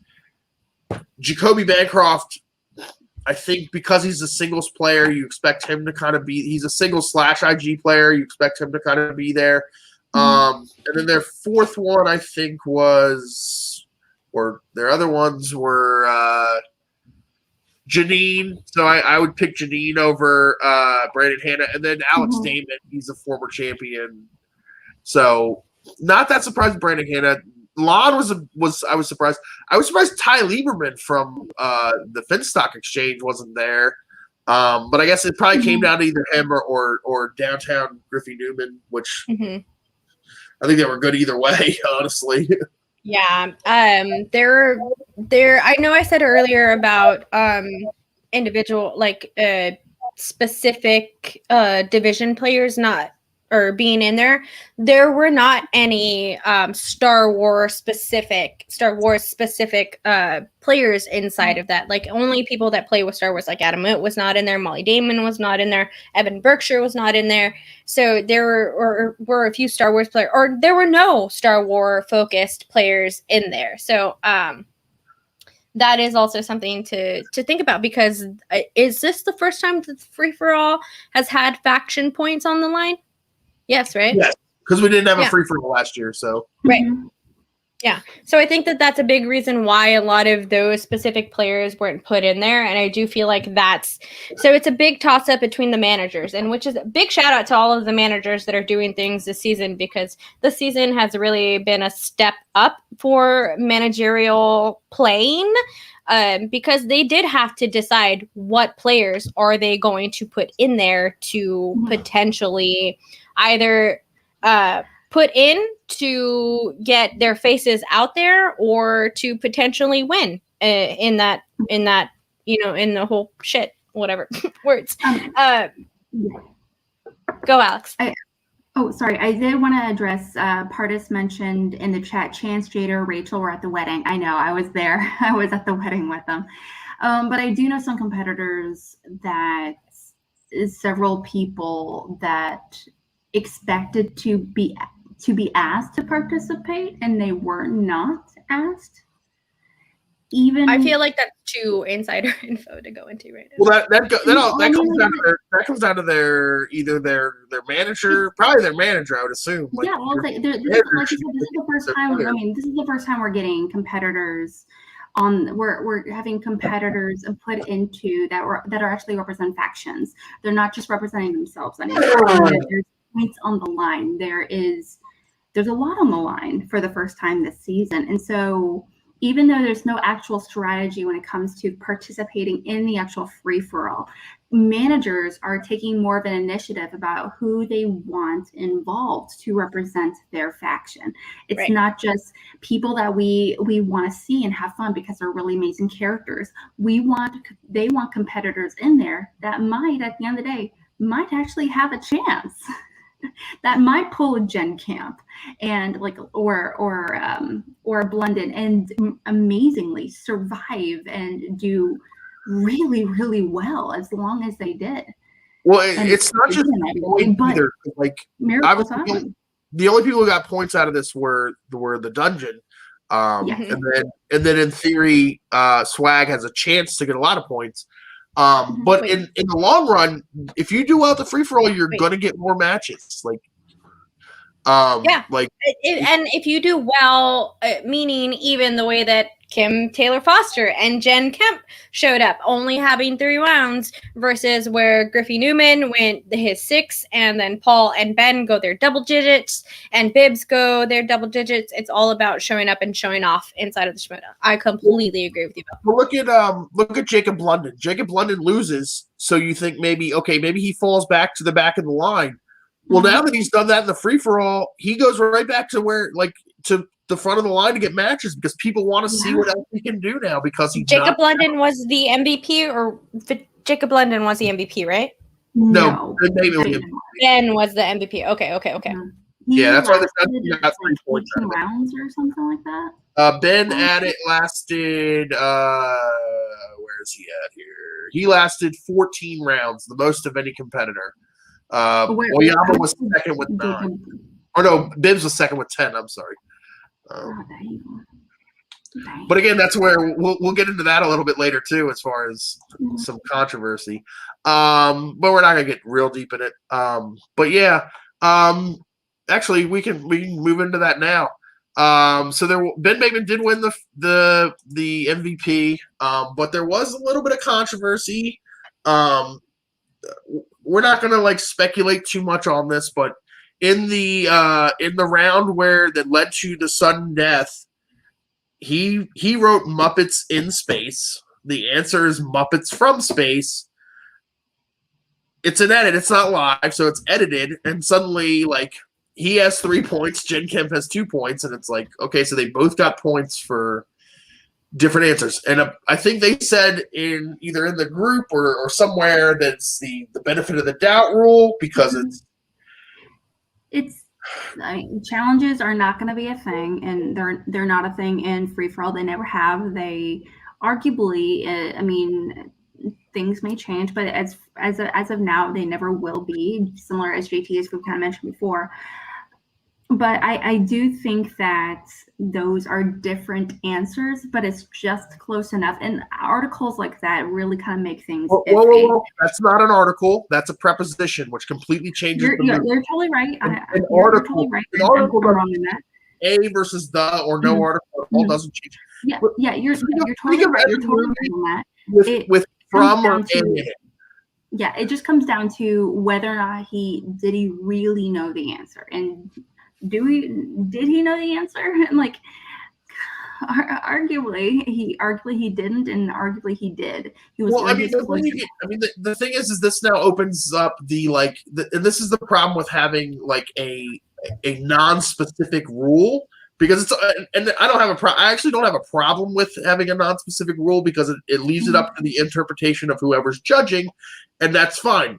You give instructions to your judges and then leave it up to their discretion, especially in the free-for-all, because it's going to be. I would argue that's going to cause us more problems than answers. But see, this is the thing. That creates a lot more inconsistency. Hold on, wait, before you make your point. The thing is there's always going to be a gray area in any rule book. You're never going to have an ironclad, unless you literally like are so nitpicky to the point where like there's ironclad rules to the point where the show is just boring. The show is just like, it's, every trivia thing ever always has like gray areas in it. Jeopardy has gray areas in it. And I don't have a problem with the gray areas. And even like people argue like, well, you need to be consistent. You're never going to be completely consistent, because how people interpret those rules are going to be different than other people interpreting them. Okay. If the answer to a question was when Harry met Sally, what if I wrote down when Sally met Harry? See, now that would, to me, that it's two things. Like, that's because you got all the words correct. I would be this is the thing. If they're going to allow Muppets from space versus Muppets in space, then when Sally met Harry is definitely an acceptable answer. It has to be, because that's you actually the dangerous line that they show with it. That's a very iffy line to cross. And again, everything's going to be an iffy line. There's always going to be. But that's the thing. I feel like it goes back to like articles and the thing versus thing and stuff like that. I know that there's a specific rule between two worded movies and stuff like that, but when you put in, I don't want to get much into this because I love the Schmoedown. I appreciate everything that everyone is doing inside of the Schmoedown, and I want this to be something that continues to grow in the way that it's growing. I want to see its progression and everything like that. I that's the difficulty with where it's been in the past versus where it's going for the future, because we've all seen it in the most of us here, I believe. I'm just assuming anyone that's been a part of the Schmoedown for a long time has probably gone back and watched some of those older matches, like season 1, season 2, and stuff like that, and the shit that they were able to get away with. And then we saw the extremely strict season 4, season 5, season 6 of the Schmoedown, like extremely strict rules when it came to some of the answering of the questions. And then we get into season 8, and season 8 is just not that. So I don't want to like harp on this way too much, because I feel like it's a bunch of old heads that like do this when it comes to particular like question answering and stuff like that. I do appreciate the benefit of the doubt rule in situations like this, like in the free-for-all, that Muppets from versus Muppets in. I think it's fine. I do. I think it's totally fine. Give it to them. Benefit of the doubt. Totally cool. You know what the other thing that's going to happen is when we get super strict, is spelling's going to count, because if you don't spell the movie right, that's the wrong movie. Like, and that's where you get. That's where like too strict of an interpretation of rules comes in, is when you get things like that. Like, and then we get things like Idris Elba versus Idris Elba. Well, he just misspelled it by one letter. You've let other people spell Geppetto. There's the benefit of the doubt in that. Yeah, not even phonetically correct, and he went last. But regardless, I do know that it, like you said, it's a very gray area. Things change all the time, and there's no, when it comes to answers like that, there's no right way around it. People are going to be not happy either way. So especially in terms of a free-for-all where it's such a very long format, you want to make it as simple as possible. Hence, no questions, no challenges or JTs. Absolutely makes sense. I don't blame them in the moment. It's just no matter what, it was going to be a very difficult thing to say. I just wish people consistency in matches where like Chandru has been like Chandru a question he had during his IG match against Kevin Smith last year. The answer was surrogates, or was it the surrogates? And the other person one of the competitors got it wrong because one person said the surrogates and one person didn't have the surrogates, and one of them was wrong, and because of the article. So it's a really weird line of when it is allowed and when it is not allowed, and whether it's an article versus a preposition, it gets a little really funky. And because there's so many variables involving this rule, it's very difficult, if not impossible, to stay consistent within these lines. Here's I all also I can want to go, Bill. All I can say is, again, they can interpret these rules however they want. It's their game. The fact that it's Christian and Mark on the desk, that they're the ones they own the game. They are the creators. So whatever they say, I'm fine with it. The only thing I hope is that at the end of the season, it doesn't come down to 3 points between Dungeon and whoever else or whatever. Because if Ben Baby gets eliminated there, maybe he doesn't get MVP, and maybe they don't get those 3 points, and then it could cost somebody a whole season. Well, something I'm kind of curious about is how, if Ben was not on the receiving end of this question, how would he feel about this one in particular? If he was the one issuing the challenge, how would it have been received? Or what if this was actually in a regular match and not in a free-for-all match? Well, I think in a regular match, he doesn't get the points. But again, people have talked their way into points. People have talked their way out of points. There's a lot. And again, and also like everyone, when they're making the challenge, always thinks that it's a good challenge, and then a lot of times people outside of it think that's not a great challenge. So I mean, Ben has mentioned in particular, he's very grateful. He's mentioned on Backstage, and he's mentioned on several of his shows that if he was not on the receiving end of that question, he doesn't think he would have liked the outcome of that question. He is very grateful to have received that answer, and because that's the reason why. Because if he had not got that reaction, that answer for that non-challenge, then he would have possibly been kicked out. He would have been kicked out. He would have been gone. He would have gotten eliminated right there, and he might not have gotten MVP. The other thing that especially in this situation, because a lot of times what happens is, let's say he had written Muppets in Space, right? And they had said that's correct. And in like a normal match, and the opponent had not written the right answer. And then you just move on. It was glaringly obvious that it was the wrong answer because 2 people later, Jen Kemp writes Muppets from Space. And I expected them, because I didn't know the answer, I expected them to tell Jen Kemp that she was wrong. And then they said correct. And I'm like, they can't both be right. Really it's two different. And again, then it just cut. It didn't even address it. It just cut. And again, I'm not questioning how they judged it, but in my opinion, from my perspective, changing the article of a movie doesn't do anything to the movie. The Thing versus Thing is, yes, they're 2 different titles, but it doesn't change the movie. Creature from the Black Lagoon versus Creature in the Black Lagoon is 2 different movies. It's a different plot. So I'm opposite. I'm the opposite in that. Okay, so it's wonky. It's also depending. Okay, so Belford, would you, if you were in Christian's shoes, would you have awarded Ben the point? Hell no, I would not have. No, I would never have. I would have. No, I would have. How can you award them both points? They wrote 2 different answers. And again, it's not an article thing. It's literally because it happens all the time. If they were super strict, because we don't even know how often this happens. where someone doesn't write the full title, but they write like most of the title, or they leave out like a word, or in their horrible handwriting. Again, if we want to get super strict, the penmanship of half of these players would get them wrong answers all the time because you can't even read what they're writing sometimes. It's like, but again, it's like it's two different answers. It's two entire. And I think that would matter in a regular match. I don't think it matters for free-for-all.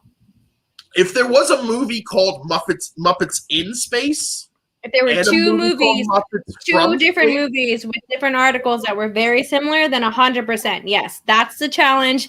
That's what it is. There are no challenges inside of the free-for-all. There's the benefit of the doubt inside of the free-for-all. Ben got the question right. As much as I'm not happy about that, I understand that the rules for the Schmoedown are the rules for the Schmoedown. Do I also understand that there is always, y'all, always, like I wanted to, hello. Welcome to my TED Talk. This is me, Danielle Joyce, talking to everyone else out there that's a Schmoedown fan. Everyone who runs this is a human being. There's going to be human error inside of every single part of the Schmoedown. If something goes wrong, that's genuinely what it is. All of us have been watching the show for a very long time. Most of us in here have been watching the show. If this is your first time on the Call to Action Network, thank you so much. Hello, hi. Please like this video, subscribe to the channel. Thank you so much. We also have a Patreon. We'll talk about it later. If you have been a part of the Schmoedown for a very long time, we have all understood how this game grows and what it is. When it comes to certain things like the free-for-all, this benefit of the doubt rule with that specific Ben Bateman question, because that's really what it is, because Jen Kemp got that right. She definitely got it right and pointed it out when she addressed or when she answered the question. But in the free-for-all aspect of it, I think let it go. It is what it is. Ben Bateman still didn't win in the end of at the end of it. But he got 3 points. He got 3 points for his faction. He did. Here's the thing, Danny, if you're gonna take Muppets in Space when it's Muppets from Space because of the benefit of the doubt and like, oh, he knew the answer good enough, then Paul Preston putting Pleasant Valley instead of whatever freaking other valley is. No, absolutely not. Do not. Absolutely not. No. We can argue. Do you want to argue about this? Because we can. Yeah. Okay. How is that different? What is the specific title of the fucking movie? Okay. It's the specific fucking title. Pleasant and great are two different words. From and are two different words. The length of the word matters. Fuck you. Get the fuck out of here with that shit. Nope. Okay, so I don't agree with that. You knew it was a valley. You knew it wasn't good enough. It was a pleasant. It's great. Pleasant, great. Same thing. And there's adjectives. Neither is Muppets in Space isn't the name, so fuck off. What the fuck's the difference? Okay, so actually, Belford and Danielle, I actually agree with both of you, and let me explain. You can't agree with both of us. I am gonna Belford, please do not cut me off there. I am still speaking. You fucking kid. No. We'll talk whenever the reasoning why, and may I say, thing is, Belford, I do agree with you serious. that at that point should have not been cool. That reason should have not been accepted. Personally, however, I do agree with you, Belford, that answer should have not been accepted at that moment in time. However, I do understand there's a huge human element to these matches. And Christian and Mark, they're the ones making these calls spur of the moment. They are under pressure. They are in time constraint. And that's the reason why they don't do in this very stressful time doing JTEs and all that good stuff. Also, I've said it before, I'll say it again. I do not think Christian and Mark should be the ones making calls on these issues. I don't think they're the only ones who are calling these issues. And the thing is, I know that's never going to change. I totally get why. This is just what I personally think. I think there should be someone behind the scenes whose sole purpose is to make sure it's their job to be on point with the rule book, whose job is to make sure to be unbiased in everything involved. So the host can stay focused, read questions, be on top of being great hosts, do their thing. Meanwhile, there's someone behind the scenes not involved in all that stuff, that can just focus on making sure all the hands are on screen, that can make sure everyone's on point with the timer, that's making sure that, hey, point wise, this, and this, all that good stuff. That is their goal behind the scenes. So Christian and Mark can really focus on being amazing, awesome hosts, because it's as you know, Danielle, being a co-host being a host is a very hard job. There's 1,000,001 things you need to do, and they can focus on just doing their own thing. And that's why they call in PJ in regular matches during a challenge. This is not a regular match. This is the free-for-all. This is not a regular match. This is the free-for-all. I absolutely agree, but I don't think not a regular match. It's a free-for-all. Personally biased. Because no. I'm gonna cut you off right now, because it's not that PJ is biased. It's that PJ is the head of the writing team, and PJ understands what the specific answer to a question is supposed to be. So if a question is worded in a way that a person can challenge it, PJ understands that if the answer to that question like if someone argues with PJ that this, like, look, I just think that this question was not worded in that right way. And if PJ had a different mindset, evaluated that question, and I'm not speaking for PJ Campbell in any sort of way, because this is not anything that I actually know or understand. This is just my opinion. This is just what I think. If PJ sees a question that he's evaluating before he puts it into something for a match, he's going to perceive it in a specific way to make sure that that question is written precisely in a way that could be answered in a specific way. And then if someone challenges it in a way, PJ is not biased to his correct answer. PJ is biased to, I don't even want to call PJ biased in any sort of way. PJ is a person that is understandable in where his questions are at and what the specific answer to a specific question can be. So I do not believe that PJ Campbell is biased to the answer of the question. I believe that everyone is understandable at where the question is with it. And if someone brings up a valid argument into, you know what, you're right. It should be that specific. I absolutely agree. I don't think he's personally biased. It's just him being a question writer. That's it. I'm sorry, what? Honestly, that's it. That's saying if I'm coming from it as a question writer, I'm perceiving it a certain way, and absolutely, I'm gonna reread these questions. I'm gonna make sure it's leading you to a certain answer. I'm gonna make sure it's grammatically correct and make sure it comes across a certain way. Absolutely. However, as a question writer, you can't help it. You can't help it, and that's you on some subconscious level being like, well, this is the answer I chose. So if you have something different, you're not right, and you're going to argue against it. And so you're pretty much trying to convince me that I'm wrong. I completely disagree with you. That includes an inherent bias.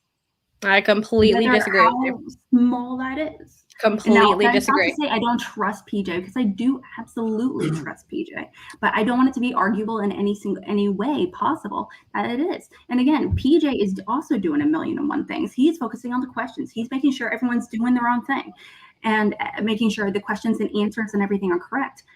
It shouldn't have to be his job for him to be making sure the everyone has their boards and everything, the timers on point, to make sure everyone has their hands on screen at all times and has nothing to do with answering questions and all that good stuff. That should not be his job. That's not his job. His job is to evaluate the challenge of the question. Well, this is the thing. I think if you're a question writer.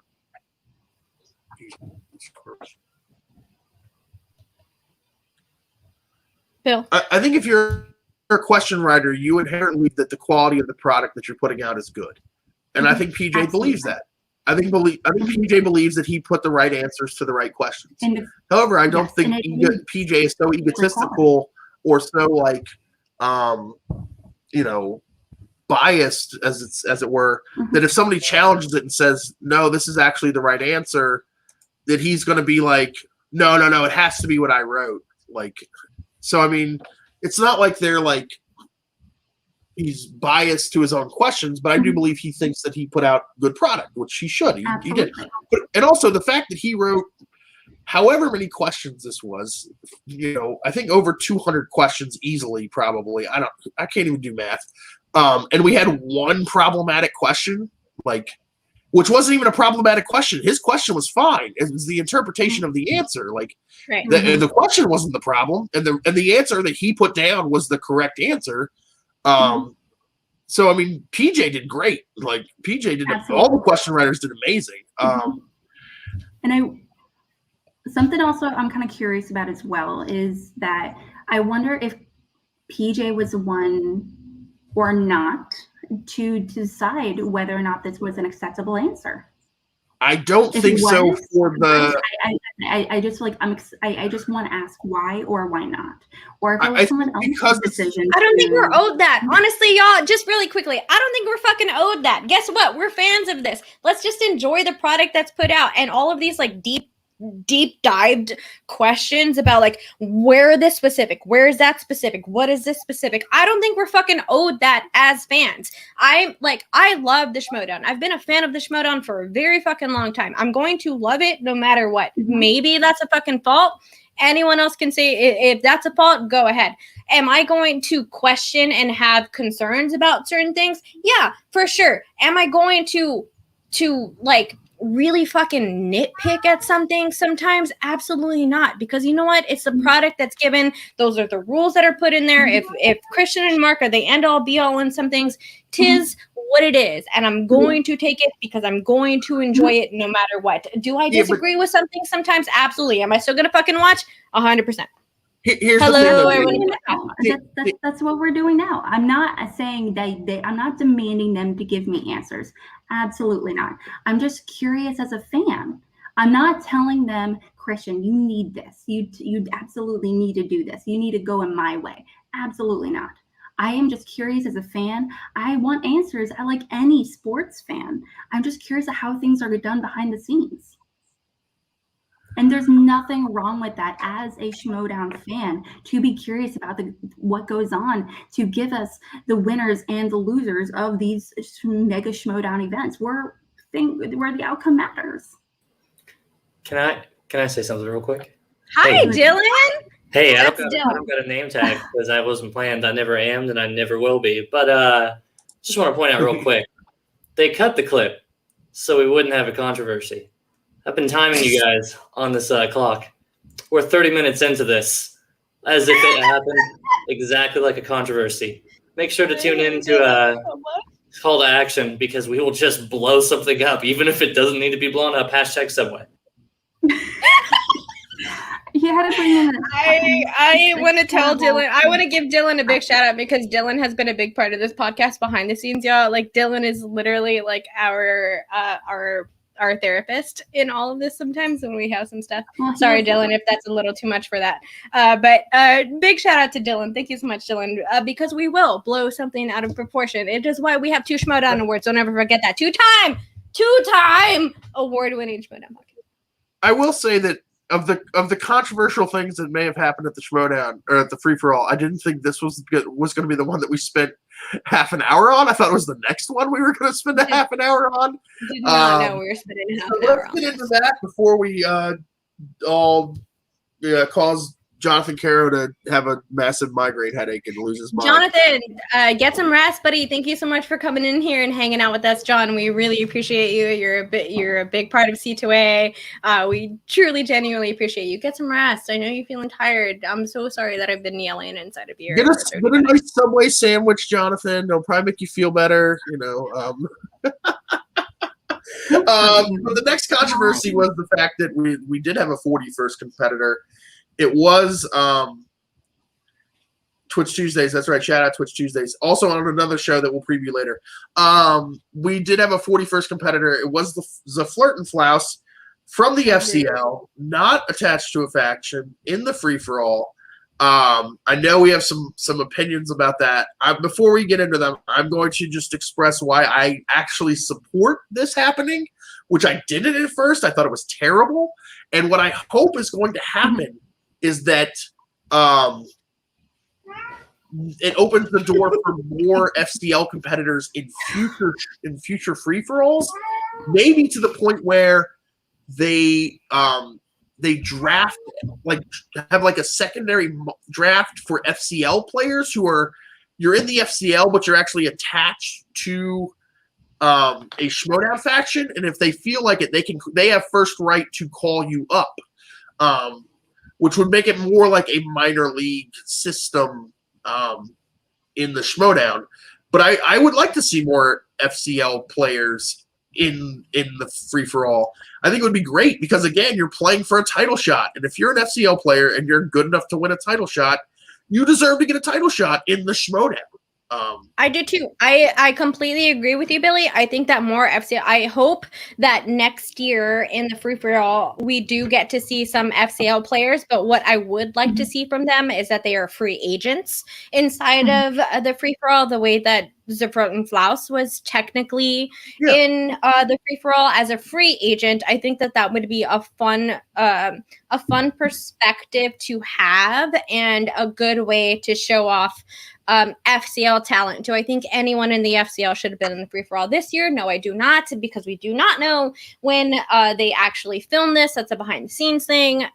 We don't know when they filmed it. We don't know if it was how far along into FCL gameplay that was filmed. So I think next year, 100%, I would love and really, really genuinely hope that FCL players get put into the free-for-all as free agents inside of that. I totally agree with you guys. Well, like we've both mentioned earlier, free-for-all is a mix of entertainment as well as trivia. And that being said, Zerflirt and Flaus being added is core entertainment and very little trivia, obviously.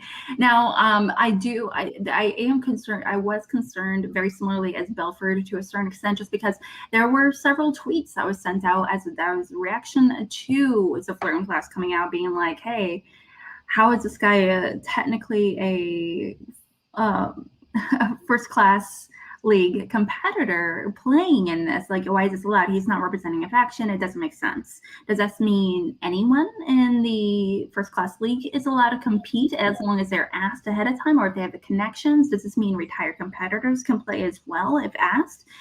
I remember Warfather tweeting a few months ago being like, "Wouldn't be cool if I just casually slipped into the free-for-all." And now looking after watching it, I'm like, what if? Hypothetically, what if it was only 3 competitors per faction and more free agents, or some competitors that shined from first class league came in and competed in the free-for-all and to get some more attention? That would be cool. I would be excited either way. It was just a surprise that caused a lot of questions within the moment, though. I understand the frustration of some people with it, especially initially, because I was in the same thing. I was like, why is he here? It's a Schmoedown free-for-all. But again, it gets people talking about the FCL. If you put FCL people in it and they do well, it'll make people want to watch the FCL more, because they'll be like, I need more of this person. Let me go watch the FCL and see them play. Also, it's a perfect time to do it because free agency just started.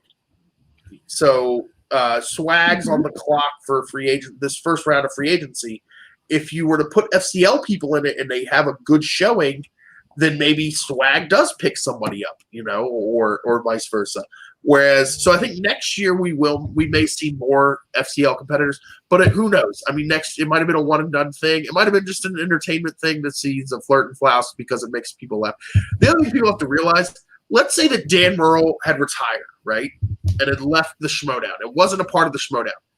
And then calls up Christian a week before they take the Schmoedown and says, "Hey, I want to be in the free-for-all because I feel like it." Is Christian going to say no to Dan Murrell? No, because he'll just put him in the free-for-all, and if he wins it, then somebody will sign him to a faction. Like, that's a possibility at all times. If somebody's an all-time great and wants to be in the free-for-all, Christian's not going to say no to them. And it's also a fun surprise. That's what this was a fun surprise. Again, I like the fact that he was 41st because he couldn't win MVP, which that's where the points were. And if he's good enough to win a title, if he's good enough to beat Ben Bateman, Paul Oyama, Jen Kemp, who was killing it, and Alex Damon, who's a former champion in Star Wars and an IG competitor, and the recall king, if he knows that he recalls it, then he deserves a title shot, even if he only won one round. I think it's very important when they brought the Flaus out, at the time that they brought the Flaus out, I think it's important for the Schmoedown to have the flouse in there and in the entertainment aspect of it, because here's the thing, like the Schmoedown is still something that is an entertainment aspect. Like we need to have that fun wow factor, like the whole I get it, like we don't necessarily look at the flouse as a serious competitor in any sort of way, but the Schmoedown is still an entertainment product. So when it comes to bringing entertainment inside of it, it's very important to keep the flouse in there. And that's why I think it was good to have Brett Sheridan come in a 41 position to do that, because that's like, for anyone who watches SEN on the daily, like I watch SEN is part of my daily shit. Like noon, I'm in Central Time. Central Time is the best time. Fuck y'all. Central Time is the best time. I agree. I'm in Central Time. So noon, my time, I instantly turn on the Schmoedown. If I'm working inside of my salon, I'm so sorry. My clients have to be subjected to watching SEN sometimes. So thank you, Dylan. We talked about that on Twitch Tuesdays. Go ahead and check us out on Twitch also. Thank you very much. So SEN is a big part of our entire Schmoedown entertainment sort of aspect of it. So to bring in the flouse in the position that they did, and just to bring in the flirt and flouse in general, is the entire encompassment of the SEN network, the Schmoedown Entertainment Network. Like that's what that whole thing is. So it brings it to a full arc.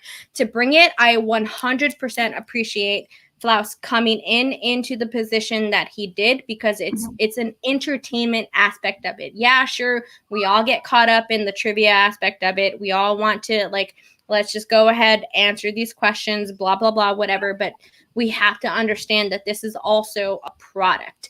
So putting in the flouse in that specific part, that's what it was. And I appreciated that. I 100% appreciated that. I did not know that the Flirt and Flouse was coming out at 41. I did not expect a 41 to happen. So for me as an SEN fan to see that, I fucking screamed. I literally did, because it was such a great thing to see inside of that.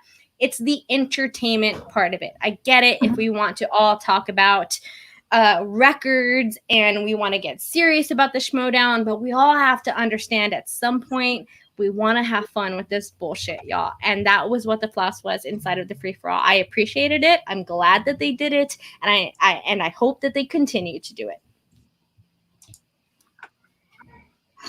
My cat has a lot of opinions on the Free-for-All, so please forgive my cat being as vocal as he has been. I definitely agree with you to a certain extent, Danielle, for sure. I personally, it's the Flirt and Flouse is not for me, and I 100% respect his character. I think he's a very great character having Schmoedown and everything he represents. I mean, like, that match against Kevin Smith is by far one of my favorite character Schmoedown matches ever. I love it. It's great, even though he's not my cuppa. It was very much a surprise, and I love surprises when it comes to Schmoedown. I love being surprised to this extent. I get where it came from. I really, really do. He's just not a character that I would have preferred to see. I understand why. I also am kind of curious to see if it was more of a last minute addition, like a fill-in, like they needed someone last minute and they filled him in, or if it was a very specifically planted situation. So that's something I'm kind of curious about. I mean, it makes me think that it was a specific thing, because they advertised 40 people. Like, it'd be one thing if he was one of the 40, then maybe he's a last minute replacement. But again, also, there were a bunch of people who didn't compete who are in the Schmoedown. And that's the only problem I kind of have with it, is that there are tons of Schmoedown competitors who are not in the Free-for-All. Wait a minute, this person's not in the Schmoedown. Like, why are you adding him? Because he's a part of SEN. Because he's a part of SEN. Because he's part of SEN. Oh, okay, that's not a good enough reason to just add him willy-nilly. But again, you can do whatever you want. It's your. Also, like retire competitors would have been fun. Again, another free agent who were thrown in there would have been cool as well. I also think it could have. I love the idea of it potentially going longer. Does it have to be a 41, 42 competitors? I don't know. Fuck it. Why not make it an even 50? I don't know why, but Well, I would love to see more. I would love to see more actual surprises, such as Silver Flags. Maybe a few retired competitors or Clark Wolf. She's like, fucking Grace is like doing all this fucking shit. I'm gonna put my name in there just to fuck. I just feel like it becomes a gimmick after that. But yeah, I mean, I would have loved to see some more surprises like that. But the thing is, again, I know I just can't believe that y'all are that mad at the Flouse being a part of it. No, I'm not mad at the Flouse. I'm not. I'm glad he's there. I do want to clarify. No. I'm not mad, but I understand why people would be mad. If I was a Schmoedown competitor, if I was one of the people I'm in the Schmoedown and I was not invited to compete in the free-for-all, I'd be a little upset that someone who wasn't in the Schmoedown, who didn't get drafted, is in the free-for-all. Like, maybe that's just me personally, but I really understand why people are upset. I get why they are upset. I don't agree with them because, like you said, Danielle, I agree with you 100%. The entertainment factor is very present within the free-for-all, and it should be. And people need to remember that when it comes to competing. That just characters just not for me. Yeah. He answered 2 questions correctly. So, I mean, he did better in this free-for-all than Brett Sheridan did in a previous free-for-all. So apparently the Flirtin' Flouse is a better competitor than Brett Sheridan. But yeah, how would you guys rank this amongst the other free-for-alls? You know what? I don't know that correct answer. There's not a correct answer. It's all opinions. I think because I have felt like, mostly because I was missing the free-for-all so much, I do feel like this was such a fun one. The live free-for-all events are always a lot better, which is why the free-for-all 3 was the best one in my opinion, because it was with a live audience and not in a studio. That's my answer. Free-for-all 3. I agree with you, Danielle. Also, something to remember is that we had a lot of really great individual performances. Like you said, the Flirtin' Flouse making a really great appearance, as well as Ben, Jen Kemp, as well as Blunden, all these really great appearances. There was no, oh my gosh, Kat. He's so vocal right now. But I think Bibbs' obvious amazing performance, iconic performance, possibly arguably career-defining Schmoedown moment was from that. And so we didn't really, so far from what I've seen, we haven't really had career-defining Schmoedown moments, and for any career-defining Schmoedown moment from this match in particular. But I feel like that's a one in a million. To me, it's still free-for-all 2 because you have the amazing Andrew Guy return. You have all the you have Brienne winning, so it's somebody completely out of left field winning. You're like completely unexpected. You have all the great entrances, which yes, you have great entrances in the live event as well. The one thing about the live event was they had the technical difficulties, so you couldn't if you were watching it on the live feed, it was like that weird hard camera. So you couldn't see anything, which took something away from it, seeing it live. So I don't have that watching it back. It's great. You see all the edited footage and all the great entrances, but at the time they're describing it. You're just I think it's cool. What's happening right now? Is he peeing himself? I don't know. But yeah, literally paying himself for what's going on.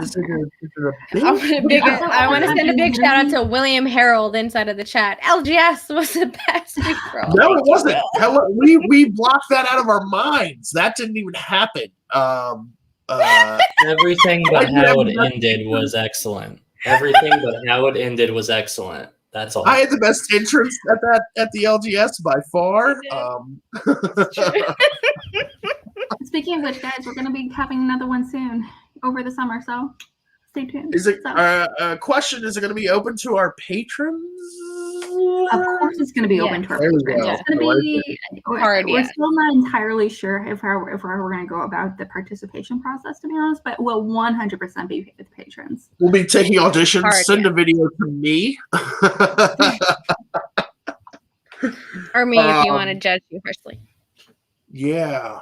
But again, any free-for-all is a good free-for-all. I'll even take the horror free-for-all, even though it's my least favorite. But it's people love the horror free-for-all. So it's because they don't like horror movies. If we're talking about, oh my gosh, I would love to see more exhibition free-for-all matches, I guess.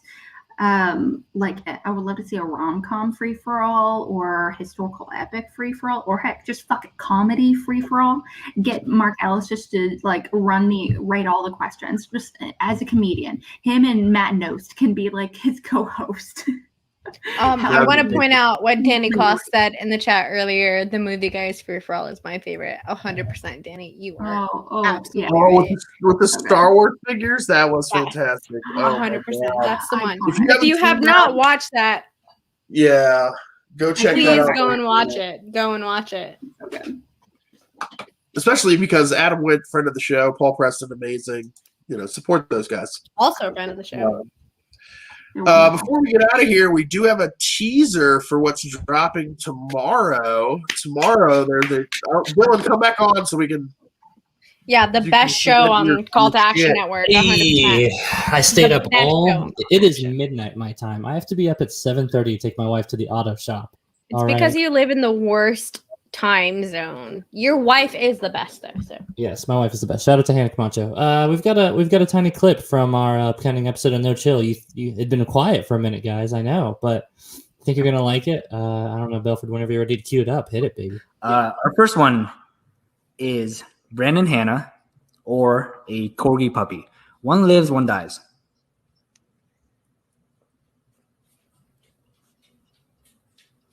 This is definitely a tough one. I mean, I like corgis, but they're not one of my favorite breeds of dogs. I guess I'm gonna have to go Brandon. I mean, if you said like a Dalmatian or something like that, those are pretty majestic. Wow. I would pick a Dalmatian, but I mean, if you're saying corgi specifically, I'm gonna have to go Brandon. Oh my gosh. Okay. Sabrina hates corgis. Send that to PJ. Clip that out right away. I'm going to tweet that at the Corgi Humane Society immediately. Literally murdering a corgi puppy. Do I have to do it, or is somebody else going to do it? Yeah, you have to do it. You're doing it. My hand. You don't have any. Bare hands. You can't. I mean, you got to feel the snap. You know what I mean? I stand by it. Wow. Yeah. We're going to get canceled. It's my favorite. I hate that I love it so much. I hate this show as from a production perspective for the channel. I hate this show so much, but it's the best Schmoedown show. I say this all the love and respect in the world. Let me put it to y'all this way. It's honest to God, my favorite Schmoedown. That is so good. That is the tamest thing we say all episode. And it was that. It was that. So you're in for, oh my God. The cameo. It's a good episode. PJ's going to hate us. PJ's going to hate Sabrina, dude. We just asked him questions. We didn't say anything about that. We would have murdered Brandon Hannah. Genuinely asking you all to please watch the show. Subscribe to our Twitch channel, please, because this is the best show on our channel. We were pro corgi on this, dude. Don't put that bad juju on us. Make sure to tune in. It's on the subway of dogs. I mean, we support him. Tune in tomorrow. I don't know. I think we're airing at 7 CST. Nat, tell me if I'm right or wrong on that. No, PST. 7 Eastern time. Eastern the best time. Yeah, we're airing at Pacific. 7 Pacific, 9 real time. As the only person who's lived in all 4 time zones on this channel, it's Eastern time, fools. Get out of here with that crap. I've lived in 2, and I can tell you it's definitely probably someone that Central. recently moved to Eastern Time, I miss Central so much. Hell yeah, Thank girl. you. Thank You have jet lag or something, car lag or No, something. otherwise You I've been haven't figured it out I've yet. had jet for like a good month, 2 months You now. can reap But the I miss benefits of Eastern time when they say things on the television. They're actually talking about your time zone, not that trash time Yeah. zone for the rest I of us. hate it. It's I hate Central. it. It's Central. The Once again, but best I time. think that I'm glad we can all agree that Mountain Time isn't real, though, right? Neither Don't hate on Central. Coffee like Neither that. Don't hate on Central. Like, Coffee. Mountain Time is like bullshit, right? I think Like, we on Twitch Tuesday we voted that Central Time was worse than Mountain Time because we were trying to piss off more people. Like Yeah. we were like, we'd only piss off like 14 people you, in Mountain Dylan, Time. now want to piss off people for attention? Crazy. I hate this. How are people Wow. still Sorry, watching our show right now? Subway, sir? You know, if me and PLD agree on something, then it must be right because that guy's an idiot. But I'm thinking I still forget that I'm in Eastern because I was like I still get my times mixed up. I still forget. Yeah. Central still time have my matters. times in Central Central time matters. Central miss time, it. best time. Anyway, guys. I've lived in Central Time my entire Yeah. life, no matter where, like up until recently, no matter where I lived. So it's not college, but still. all right, Yeah. well, right, we've been yeah. going for a long Alex, 2.5 where can the hours. people find you? You can find me right down there at real_Alex Mack. You can also find me doing a whole bunch of stuff on the C2A Twitter. Not C2A Twitter, but the C2A Discord. Yeah, come hang out. We do a lot of movie challenges and all that fun stuff. It's a grand old time. But we are going to be trying to do Last Journal Standing here in the next few months. So if that's something you want to participate in, guaranteed, definitely sign up for our Patreon at the whatever level is comfortable for you, because we have a whole bunch of levels and we would love to see you hanging out. Yeah, it's fun, I guarantee you. All right, Danny, where can people find you? What's up, y'all? You know me. It's your girl, Danny Joy. You can find me on Twitter at Danny Joy, DANIEEJO. You can also find me here every week on the Call to Action Network. It used to be every week, but now I took a break. But guess what? We are maybe coming back, possibly. I don't know. Who cares? No one cares. Anyways. I care. Dylan, where can they find you before you leave? Where you at, Dylan? Oh my gosh. Dude, you know where you can find me? Tomorrow, here on this channel when we air that No Chill episode. I cannot express how excited I am about that show. You can also catch us over on Patreon, as Alex mentioned. I just want to say we're making a whole new tier. If you want your number 40 spot, it is a $200 one-time tier for the LGS ranking. You want that spot 40? $200. You want rank 39?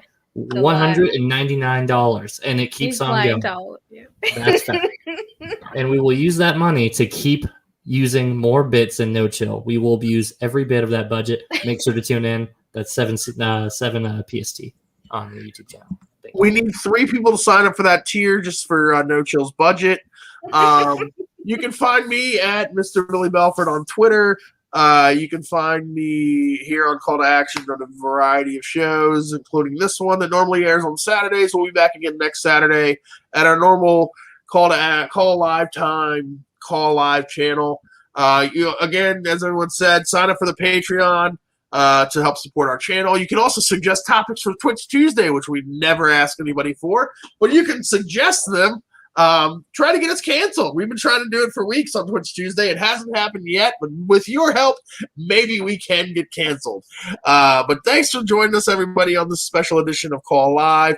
Thank you to my wonderful co-hosts, Alex and Danielle, and we will see you all Like and subscribe. Yes, like and subscribe. Give your people a belly rub and your pets a hug. Or something belly like rub. that.